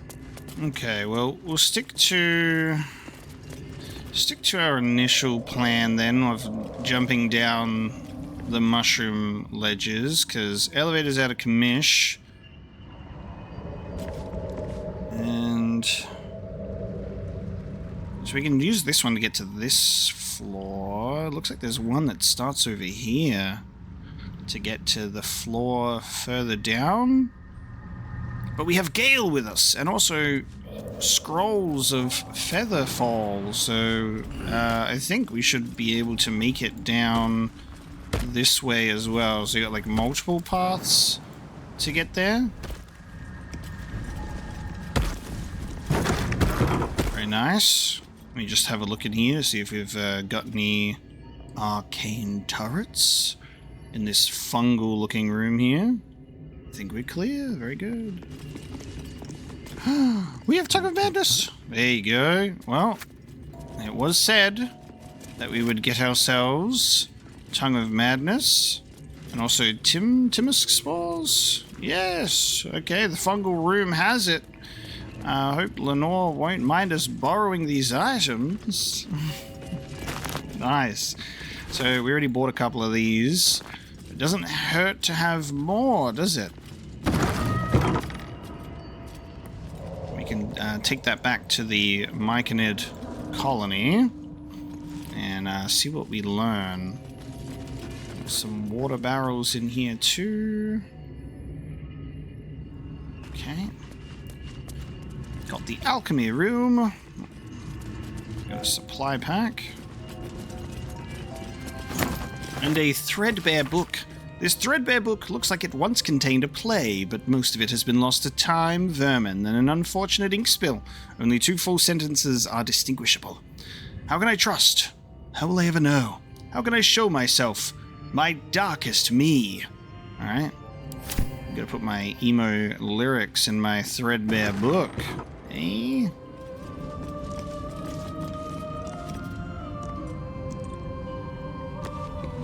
Seeing if there's going to be any more mundane chests on the ledges. Alright, so we do have Scroll of Featherfall that Gale can use. Oh, hang on a second. I think the other items that we picked up from the mundane chest were, I didn't even fucking realize this. I only looked at the big glowy object in our inventory because of the icon, and that's what I glued onto. I think the mundane chest also gave us Scroll of Protection. I think there was a Scroll of Mage Armor that we picked up off the ground, but there's 2 there. We have a gold ingot, but we also have Mistra's Grace, which comes with Featherfall. Wearing these boots is like walking on cotton clouds. Gale, we got you some new boots. Karlach's boots that have been everywhere can take a break. I was going to use our Scroll of Featherfall, but... God, my eyesight. It really is one of those days. This is like the final day of me being on my trip before I go back home. So after many a day away from home, this is clearly the episode where I've 50% brain capacity. We've had so many silly little blunders this episode. But that's alright. I picked up Featherfall boots. Companions! Fly, you fools! No more full damage. Let's go. They're all coming down. Wonderful. That's curious. We've got a hole. I'm way too big. I love when Gnome Apocalypse says, I'm way too big. It's just so fun. Holding. Okay, and then we've got a door here. What's the check on this door? Turn should do. A DC of 15. Alright, well we know Astarion can get in there. We got some Sousa blooms over in this direction as well. Growing your own Sousa bark tree in the backyard. Okay, that's fun. Something over there. Dirt mound.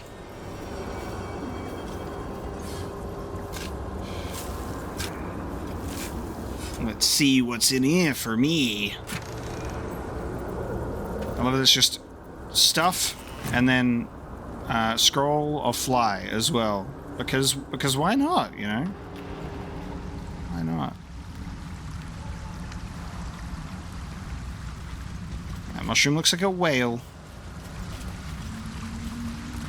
We got some blue caps. Alright, I'm curious about this hole. Instead of lockpicking, we've done plenty of lockpicking. What if... I actually don't know if this will work because I'm a particular size, but what if Gale was to reduce me to an even smaller size? We don't have gaseous form on us at the moment, so I can't pass through as a fart cloud. However, look how small I am. I'm even smaller than usual. Now I'll go see Karlak and be like, look, I'm the complete opposite to what I was last time when I was enlarged. Yes, it works.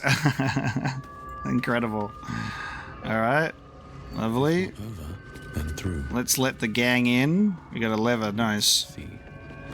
Just like the main door. Alright, team. Come on. I'm a large man. And I am too small for me. That's why I opened the door, team. You don't need to yell or go crazy at me. Jesus Christ. Okay.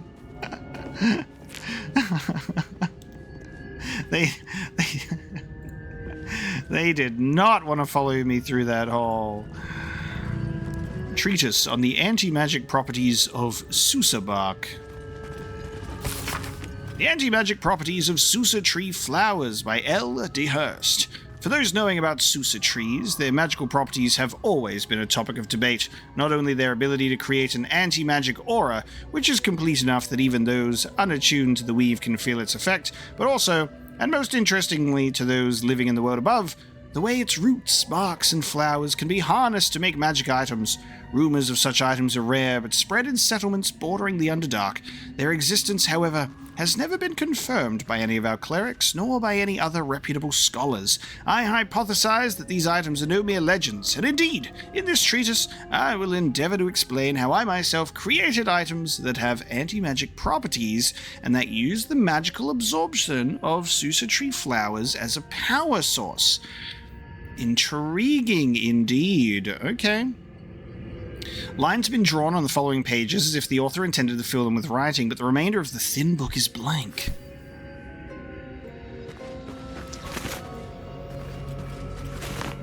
A withered blue petal and the power generator. Ah, I see. Clever. You plant a Susa tree in your own backyard, and that allows you to use it as a power source for the generator. That's fun. Well, that's a secret door. A metal door down there. How do I... This isn't a perception check to see that this is like...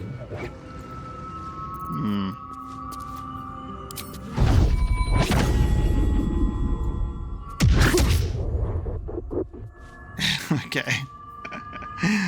I can't punch it. I can attack it, but nothing happens. Doesn't even reveal itself as a door. How do I get down there then? Give me that. Let's go shove this in the power generator. Oh, there is a staircase that literally looks over the top of it. I should be able to drop down there then.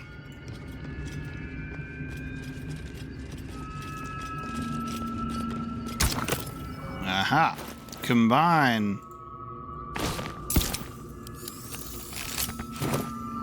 Yes! Power! We can now use the elevator.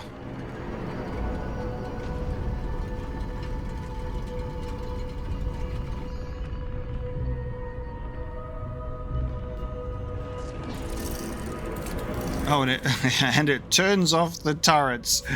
And it lights the braziers. Okay, that's fun. We turn the lights on. The home defense system has been deactivated. It's like, oh, The owner of the tower is home. Ah, and we can go up to the top of the tower. There you go. Beautiful little shot. Awesome. All right, we can head on up in that case.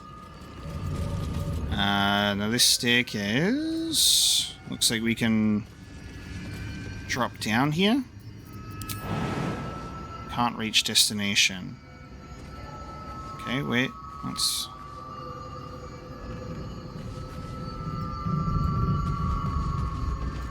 Can I walk on? Oh, there's a whole. Oh, there's the elevator on the bottom floor. Okay. Here's me thinking I can just drop down there. Ooh, detect thoughts amulet. Don't mind if I do. Thank you very much. There's a little gap in the side. Can I? Arcane lights, of course. I drop down here. Interesting. How do I get down there then? I didn't perceive that as a door. Can I have a... Oh, wait a minute. Alright, hang on. Let's try this. There's a little window in the top here. Oh, but it's kind of on the other floor. I don't know if this is going to work. But there is a little window hole here. Can Gale...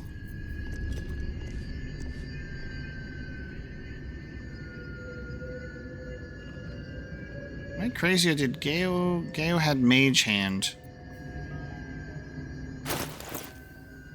Did Gale lose Mage Hand?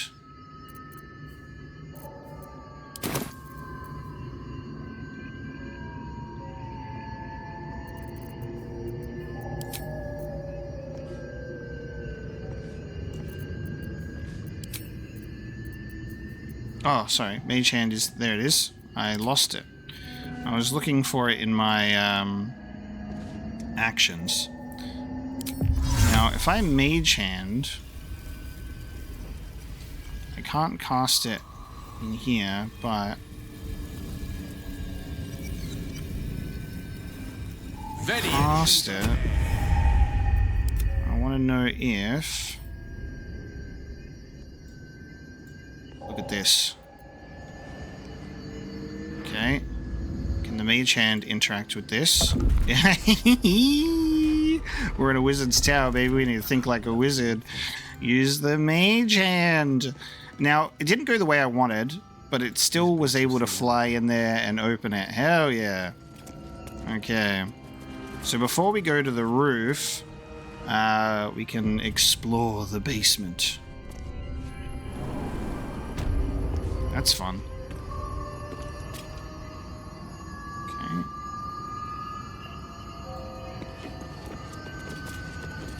Wow, okay, we got some stuff in here. No people in here. Oh, you can use the elevator here, so you can actually ascend, go to the top floor, down the bottom. How interesting. Oh, that made the whole table shake. Hell yeah, we got some nice scrolls. Wizard Tower loot, baby. Gith and Mind Flayer's Missives of Candlekeep. I think we've read those. We may not have read Missives of Candlekeep. I'll bring that just in case. More Basilisk Oil. That brings us to 2 in our possession right now. All of the scrolls. We've read that.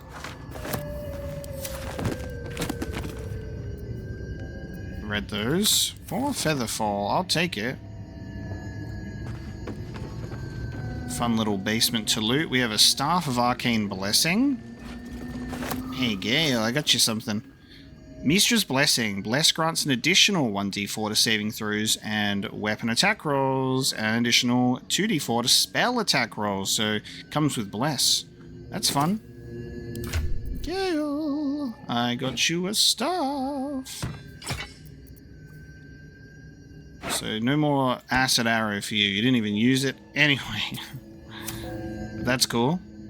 Oh, more tongues of madness down here. Also, might have enough for the whole crew at this point. Dehurst's diary, a silver goblet, protection from energy. The Sparks Wall, the wearer cannot be electrocuted, and resistance to lightning damage. Fun. The otherwise plain book has the words El Dehurst and Diary written on it in faded silver ink. Crisp cursive fills the pages of the diary, detailing the daily struggles of a cleric of Mistra studying the magical properties of the Underdark. The last entry dates back about 10 years to Alturiak, 1481 DR. Who would have thought 3 years ago that I would start a diary? Not a research journal, but a real diary. I guess when every soul is more like to kill you than converse with you, talking to a book starts making sense. And who would have thought 3 years ago that I would be called back to Baldur's Gate to confer with the other clerics of Mistra right at the apex of my studies? I have all the pieces, but I have barely started my treatise. No matter. I will take my ring with me to show them a glimpse of the possibilities. I will leave you, my dear book, here, together with the rest of my research, waiting to be finished. I should be back before next chess, LDH. And, that didn't happen. 10 years ago. There you go. Excavation of the Enclave of Narloth. Elminster said Narloth was a wonder to behold when it floated in Faerun's sky. He was surely right. This Netherese enclave was once a jewel in the Empire of Magic, with towers that pierced the heavens, and yet it fell, just as all Netherese enclaves did, crashing down when Karsus's folly ripped magic from the world. I love the bits and pieces that we've learned about with characters like Elminster, and Gale's taught us about Karsus's folly, and like all of the things that we now understand about it. With the world building is so great as you can read things like this and put it together. Even after it collapsed into the sea, its ruins still held a strange, twisted beauty. I travelled here from Halrua when I heard the sea had retreated and the ruins of Narloth were visible once again. Alas, I was not the first. Looters have stripped the Enclave of its material wealth, destroying much of its esoteric riches in the process. I've found arcane books used to make campfires, their magic, now lost to the ages. Jesus. I've met some Shadovar here, whose interests align with mine, and we have agreed to search the ruins together. I'm grateful for these allies. The ruins are mostly filled with thick-skulled adventurers, but I cannot shake the feeling that someone is watching us, waiting to see what we uncover. Nice. We can use the basement to go straight to the top floor. Let's do that, because we've been to every other floor. We may as well now go to the roof. Oh, sorry, ascending. Where will that take us if we just simply ascend? So that will take us here. Nice, so you can now go through all of them. So you can ascend or top floor on each one. Ooh, and it goes really quick. Whee! That's fun. Ascend once more. Oh, is this still not the... Still not the roof. This is still not the rooftop. Oh, we have an engraved Githyanki disc up here. That's great. Okay, it's a good thing we didn't go straight to the top floor then, actually. Because there was a whole other surprise floor in here for us with a lot of books to read.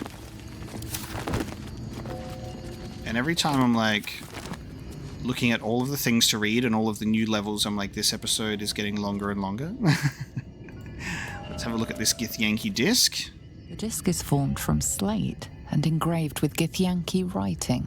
You examine them closely, but can't make much sense of them. Right. The disc from Crash Yellick was distinctly similar to this one. If you can match the symbols, you might find a legible pattern. Nice. Investigation. Compare the disc to the one from the crash, or command the disc to reveal its secrets. I think we'd be able to show it to Lae'zel, but let's compare the disc to the one from the crash. A pattern forms as you gaze at the disc, and from within that pattern, a story emerges. It is another chapter in the tale of the Githyanki prince called Orpheus, the Prince of the Comet, Part 1. Hey. So it was that we were free from Gake shackles and turned our blades on each other. The heavens were shattered, and one great empire was divided in two. Gith travelled to the Hells to broker help for her people, her cause. Vlaakith would have you believe Mother Gith proclaimed her our queen. Lies. Gith made no such proclamation. Vlaakith seized the Empire against the Mother's wishes. But Gith had nurtured a son, Orpheus, Prince of the Comet, the true heir. He knew Vlaakith's treachery. Orpheus rallied Gith's honor guard and declared the throne for himself. The War of the Comet had begun. It's an intriguing tale, and a forbidden one, given how expertly it was encoded. Lae'zel will surely want to know of this. Hell yeah, and that's just like stuck in this little arcane tower. Another story about the Githyanki prince? What's pretty interesting about this is we found part 1 in this tower and then part 2 in the creche, and that's why I was like, I wonder if we missed a part, but obviously you can find them in a particular order. It seems like going to the Underdark and going under here through the Goblin camp can happen very easily before the creche. However, my reasoning for going to the creche first was we were sort of told the Underdark is going to be the path to Moonrise Towers, and my brain went, cool, that's very like main quest related, so we'll put a pin in that, go to the creche, because that has been a quest since we picked Lae'zel up. Like, that was so much earlier as like, let's find a Githyanki healer and get that sorted. So for me, I was like, we'll do that first. But there you go. So we would end up learning about Orpheus here with Lae'zel, and then we'd get more of information with part 2. Technically, I think that I like the way that we've actually discovered it, finding a piece of it later, having Lae'zel go through it while we were in the creche, while we also encountered Vlaakith and the Inquisitors and all of that. So getting all of that lore at the same time with Orpheus being this forbidden text soon after encountering Vlaakith, having all of that happen. I like how that happened for us instead of reading about Orpheus now, because we would have shown this to Lae'zel, and Lae'zel probably would have read it to us. We had the advantage of being able to compare the one from the creche to be able to read this ourselves. But yeah, it's interesting how you could learn about it either here or later at the creche. But I definitely like how it's turned out for us, I think. We have A Map's Memoirs. The Reflections of Paul the Maps, a halfling humanist whose writings advised fair and peaceful ends to vicious conflicts. My life has been a long succession of pleasures, to see my town take to my ideas and cease legal discrimination of local orcs, to see my fights against horrid living conditions in city factories take off, to have the chance to see a new generation take to these ideas of a better, kinder, fairer, intelligent world and run it to new reaches of the continent.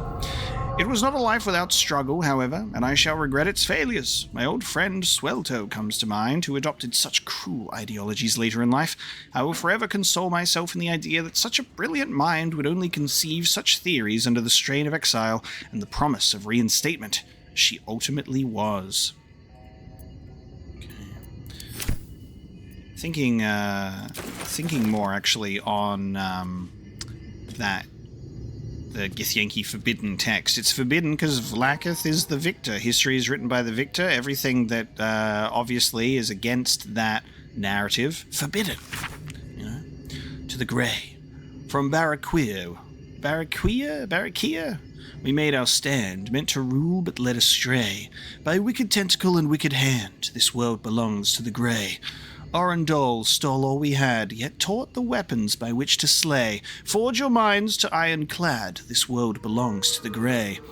The exile freed us with this command, to conquer what was taken away. Crush every monument into finer sand, this world belongs to the grey. Trade your heart for steel intent, for with whip and mind we flay. Let them all hear of our descent, the world is nothing but grey. So we got a mind flayer thing here. By wicked tentacle and wicked hand, the world belongs to the grey. Forge your minds to ironclad. The exile freed us with his command to conquer what was taken away.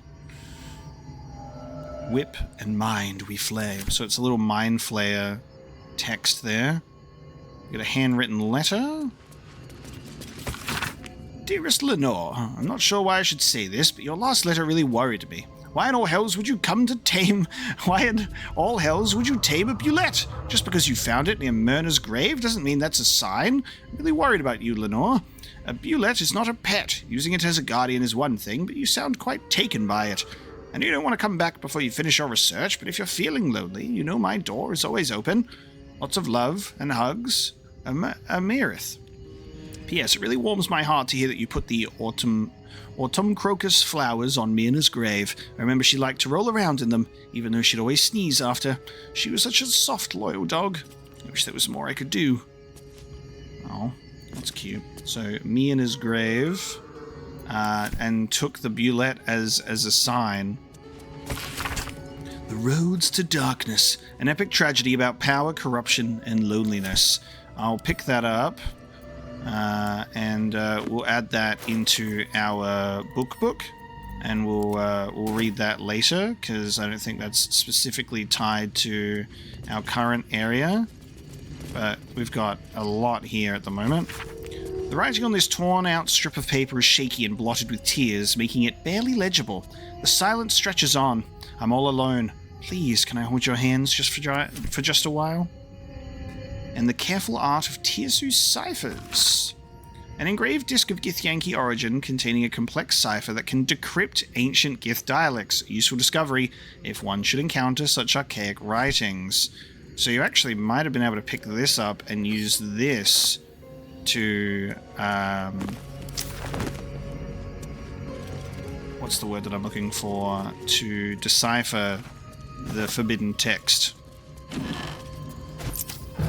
Oh, there's a button. Oh god, last time I pressed a mysterious button, all hell broke loose. Ooh, Mage's Friend, Arcana and Religion. Got you a ring, Gale. Whee. Even though, in terms of doing Arcana and Religion checks, are mostly going to happen during dialogue, which is my character, but whatever. A padded armchair. Lessons for Sensible Living 12, Zariel's Fall. I'll put that in my book. I spy with my little eye. Nothing of note, really. Nothing of note, really. It looks so small from here. I sit in an armchair. Okay. Oh, do we press the button? I love the bathtub with the barrel of water there. That's also a fun touch. All right, I'm pressing the button. Curiosity. Strange place for a button, especially one that doesn't work. I don't know about that. Especially one that doesn't work. Oh, that might have unlocked. That could have unlocked the door. It could have been, if it's just above. It could be like a "Who's come to my front door?" That could open the door. If we decided to go through the window. That's the only thing I could think it could be. Okay. Lastly, let's see if this will now take us to the top. Whoa. You sound exactly like a pressure break. Is it the foe? That foul, contemptuous heel? You know these words. They are from the opening stanza of a play you found in this very tower. Oh, cool. So if we didn't read these, we'd be like, huh? Attack it while it waits for an answer. So yeah, that's great. I love that. It pays to read, my friends. Or art thou, friend, a rescue from my lonely wake? Come out of love for me, not love for blood and steel. Oh. Cool! Don't get me wrong. I love poetry as much as an ex-wizard, but using it to command an automaton seems a bit self-indulgent to me. Gale. Oh, we can also do more. Oh, because there is even more. let's do all 3 of these and see what happens. How can I trust? How will I ever know? How can I show myself my darkest me? There is a light in every living thing. It's crawling towards the surface to survive, and the silence stretches on. I'm all alone. Please, can I hold your hands for just a while? I wonder what these would result in, though. Using poetry as a way to have command over the automatons is great, and I assume that this could potentially be a combat encounter if we were to get this wrong. The secret show. Revealed. Do what you wish to see. Oh, an automaton named Bernard rewarded us with a precious ring, guiding light. So we've been given a light. Oh, I think whichever one that we chose. So it was right. Used by the previous owner to access both the Underdark's darkest corners and her own basement, this ring seems to reflect light where there should be none. Can we mention the other ones too? Come on, Decrepit. My lord. My liege. Yeah, there's light in every living thing. It's crawling towards the surface to survive. And in its wake, it tramples everything. We'll kill the rest, so that the one can fly. Oh, for...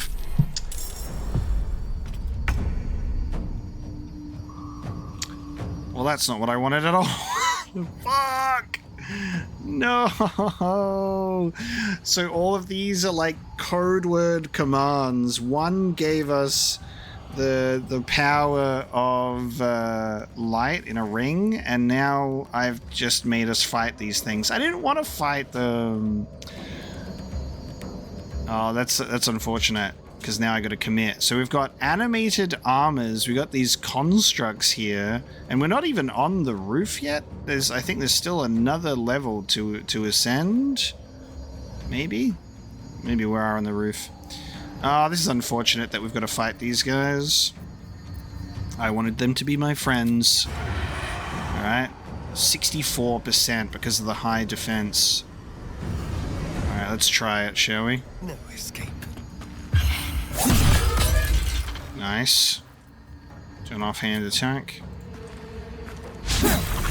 Ah, I miss on the higher percentage. All that matters. Alright, stunning strike. Good stun. Then we'll go for topple. You get toppled. And now whee! Bonk. Sorry, Bernard, I wanted to be your friend, but I accidentally said the wrong code to you. Should have picked the other one.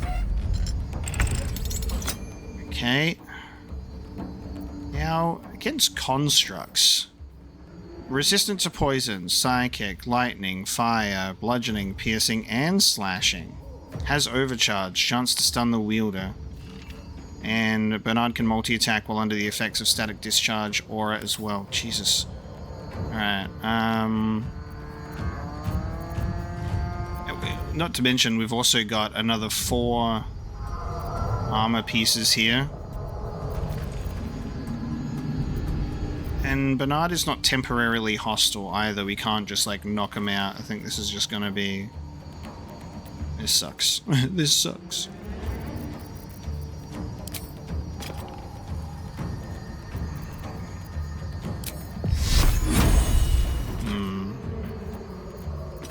I fear that we're just gonna have to try our best over here. We'll go for an attack. And I'll do a spirit weapon for this too, because we've got multiple people in the fight.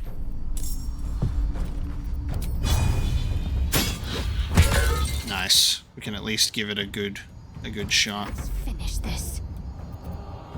The rough tempest I will raise. Okay, so it's got resistance to everything. It doesn't have resistance to ice. We can do Ray of Frost on it.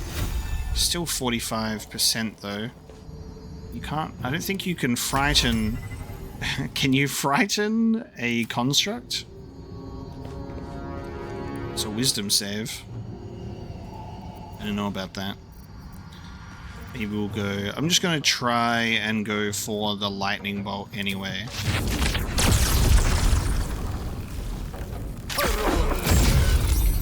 does 7 and it saves. Nothing else that we can do about that.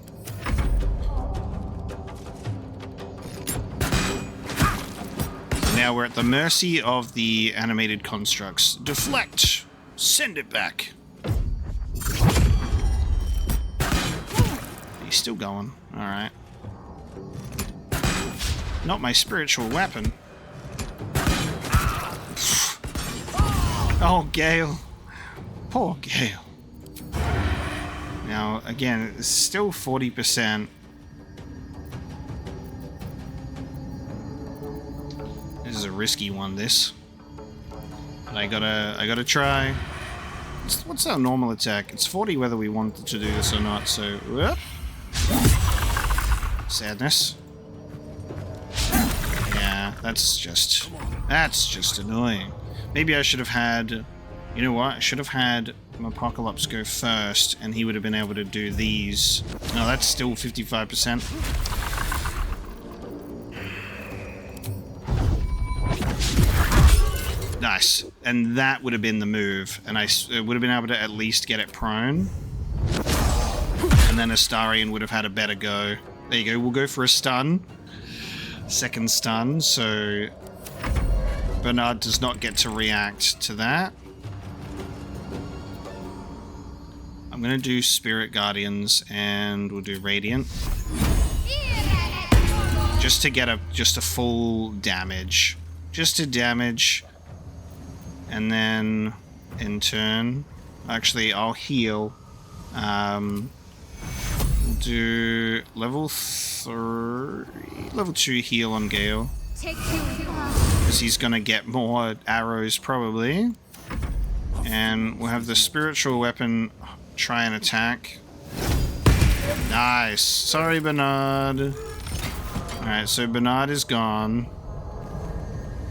Rest in peace, we barely knew him. So that's our main threat out of the way. Hail for the ages. Now Gale can start doing this. Let's do a level 1 Witch Bolt. What the...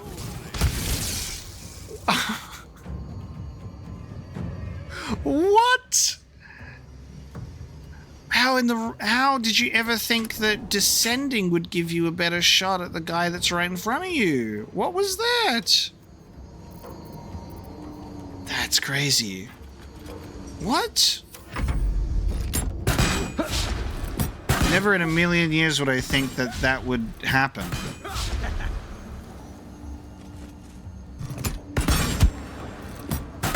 These guys are trying their best. At least they're not very threatening. I think Bernard would have been the real issue here. So, luckily, we're alright. No choice but to keep going. Now, if we have Mr. Klops over here, do this. And then, if we have... Flurry of Blows topple. Why can't I reach? I can reach. The gods are watching me. This game is lying to me. We topple it. And you saved, did you? What if I was to topple you again? That's crazy talk. You know what? That's crazy talk. I missed this. I was hoping that I would be able to prone it so Astarion could get a little sneak attack off, but that's okay. Let's have you jump here. They won't expect this. Just to get right in front. Oh, never mind. This game is a little bit ridiculous sometimes. Like, I'll confirm that he's gonna jump, and now I can't jump anymore. You know? The game just went, no, sorry. So now I'm just stuck here. I'm gonna use my bonus action. I was gonna use my bonus action to hide. That was the plan. I was gonna jump there, hide, and then try and get that. It's just silly. Okay. I guess I'll have to do this after all. Put myself here, and then just do a normal attack. I got the kill. So that's better than no kill, isn't it? Kill's better than no kill. Got to concentrate. Okay. Now if we get Shadowheart to jump here, I'll get my Spirit Guardians to do damage. Nice. It'll take 4 damage. Do some damage. Better than nothing. Gale, you, my man, are going to do Scroll of Misty Step. And you're going to go up here. And then you're going to, with our last level 3, Lightning Bolt this bad boy. That was fun. And then the spiritual weapon is going to, unfortunately, not be able to fly. Can't move that far either, that sucks. Maybe I can fly. How unfortunate. The spirit weapon is going to just be here. The spirit weapon is just gonna be here.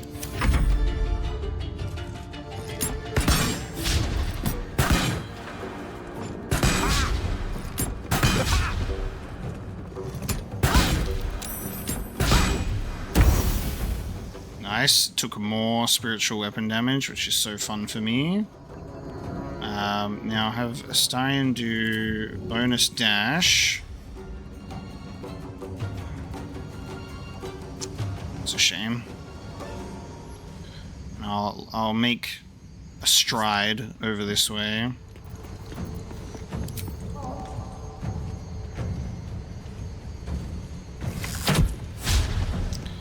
And sometimes that's it for him.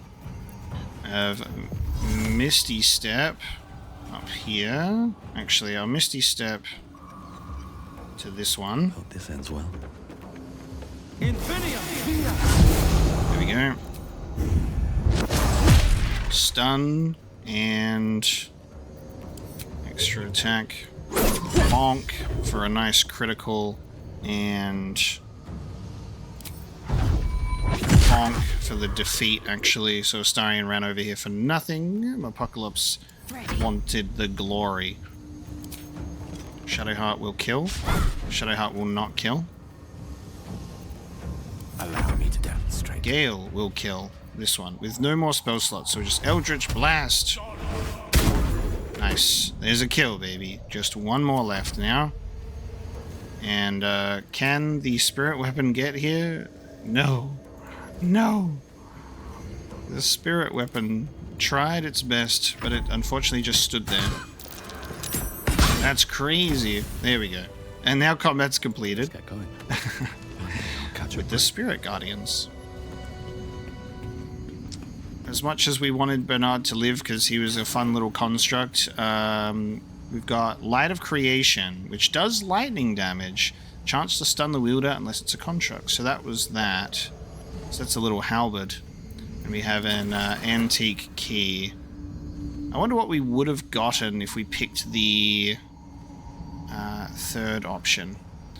Now, I was hoping to complete our tower today, but this has gone on for much longer than I thought today. This has been a very big episode of Underdark exploration, and also this tower, and the tower just keeps on giving. Who knows what will happen when we actually solve this top area and figure out what this broken machinery is, and even go up here and explore more of this tower, and then we'll head back to the Myconid colony as well. But thank you so much for joining me for today's episode of Baldur's Gate 3. We'll be bringing this one to a close today, because, yeah, definitely a huge episode that I just could not put the game down after going through this area. Having a lot of fun putting together this map and this section of the Underdark.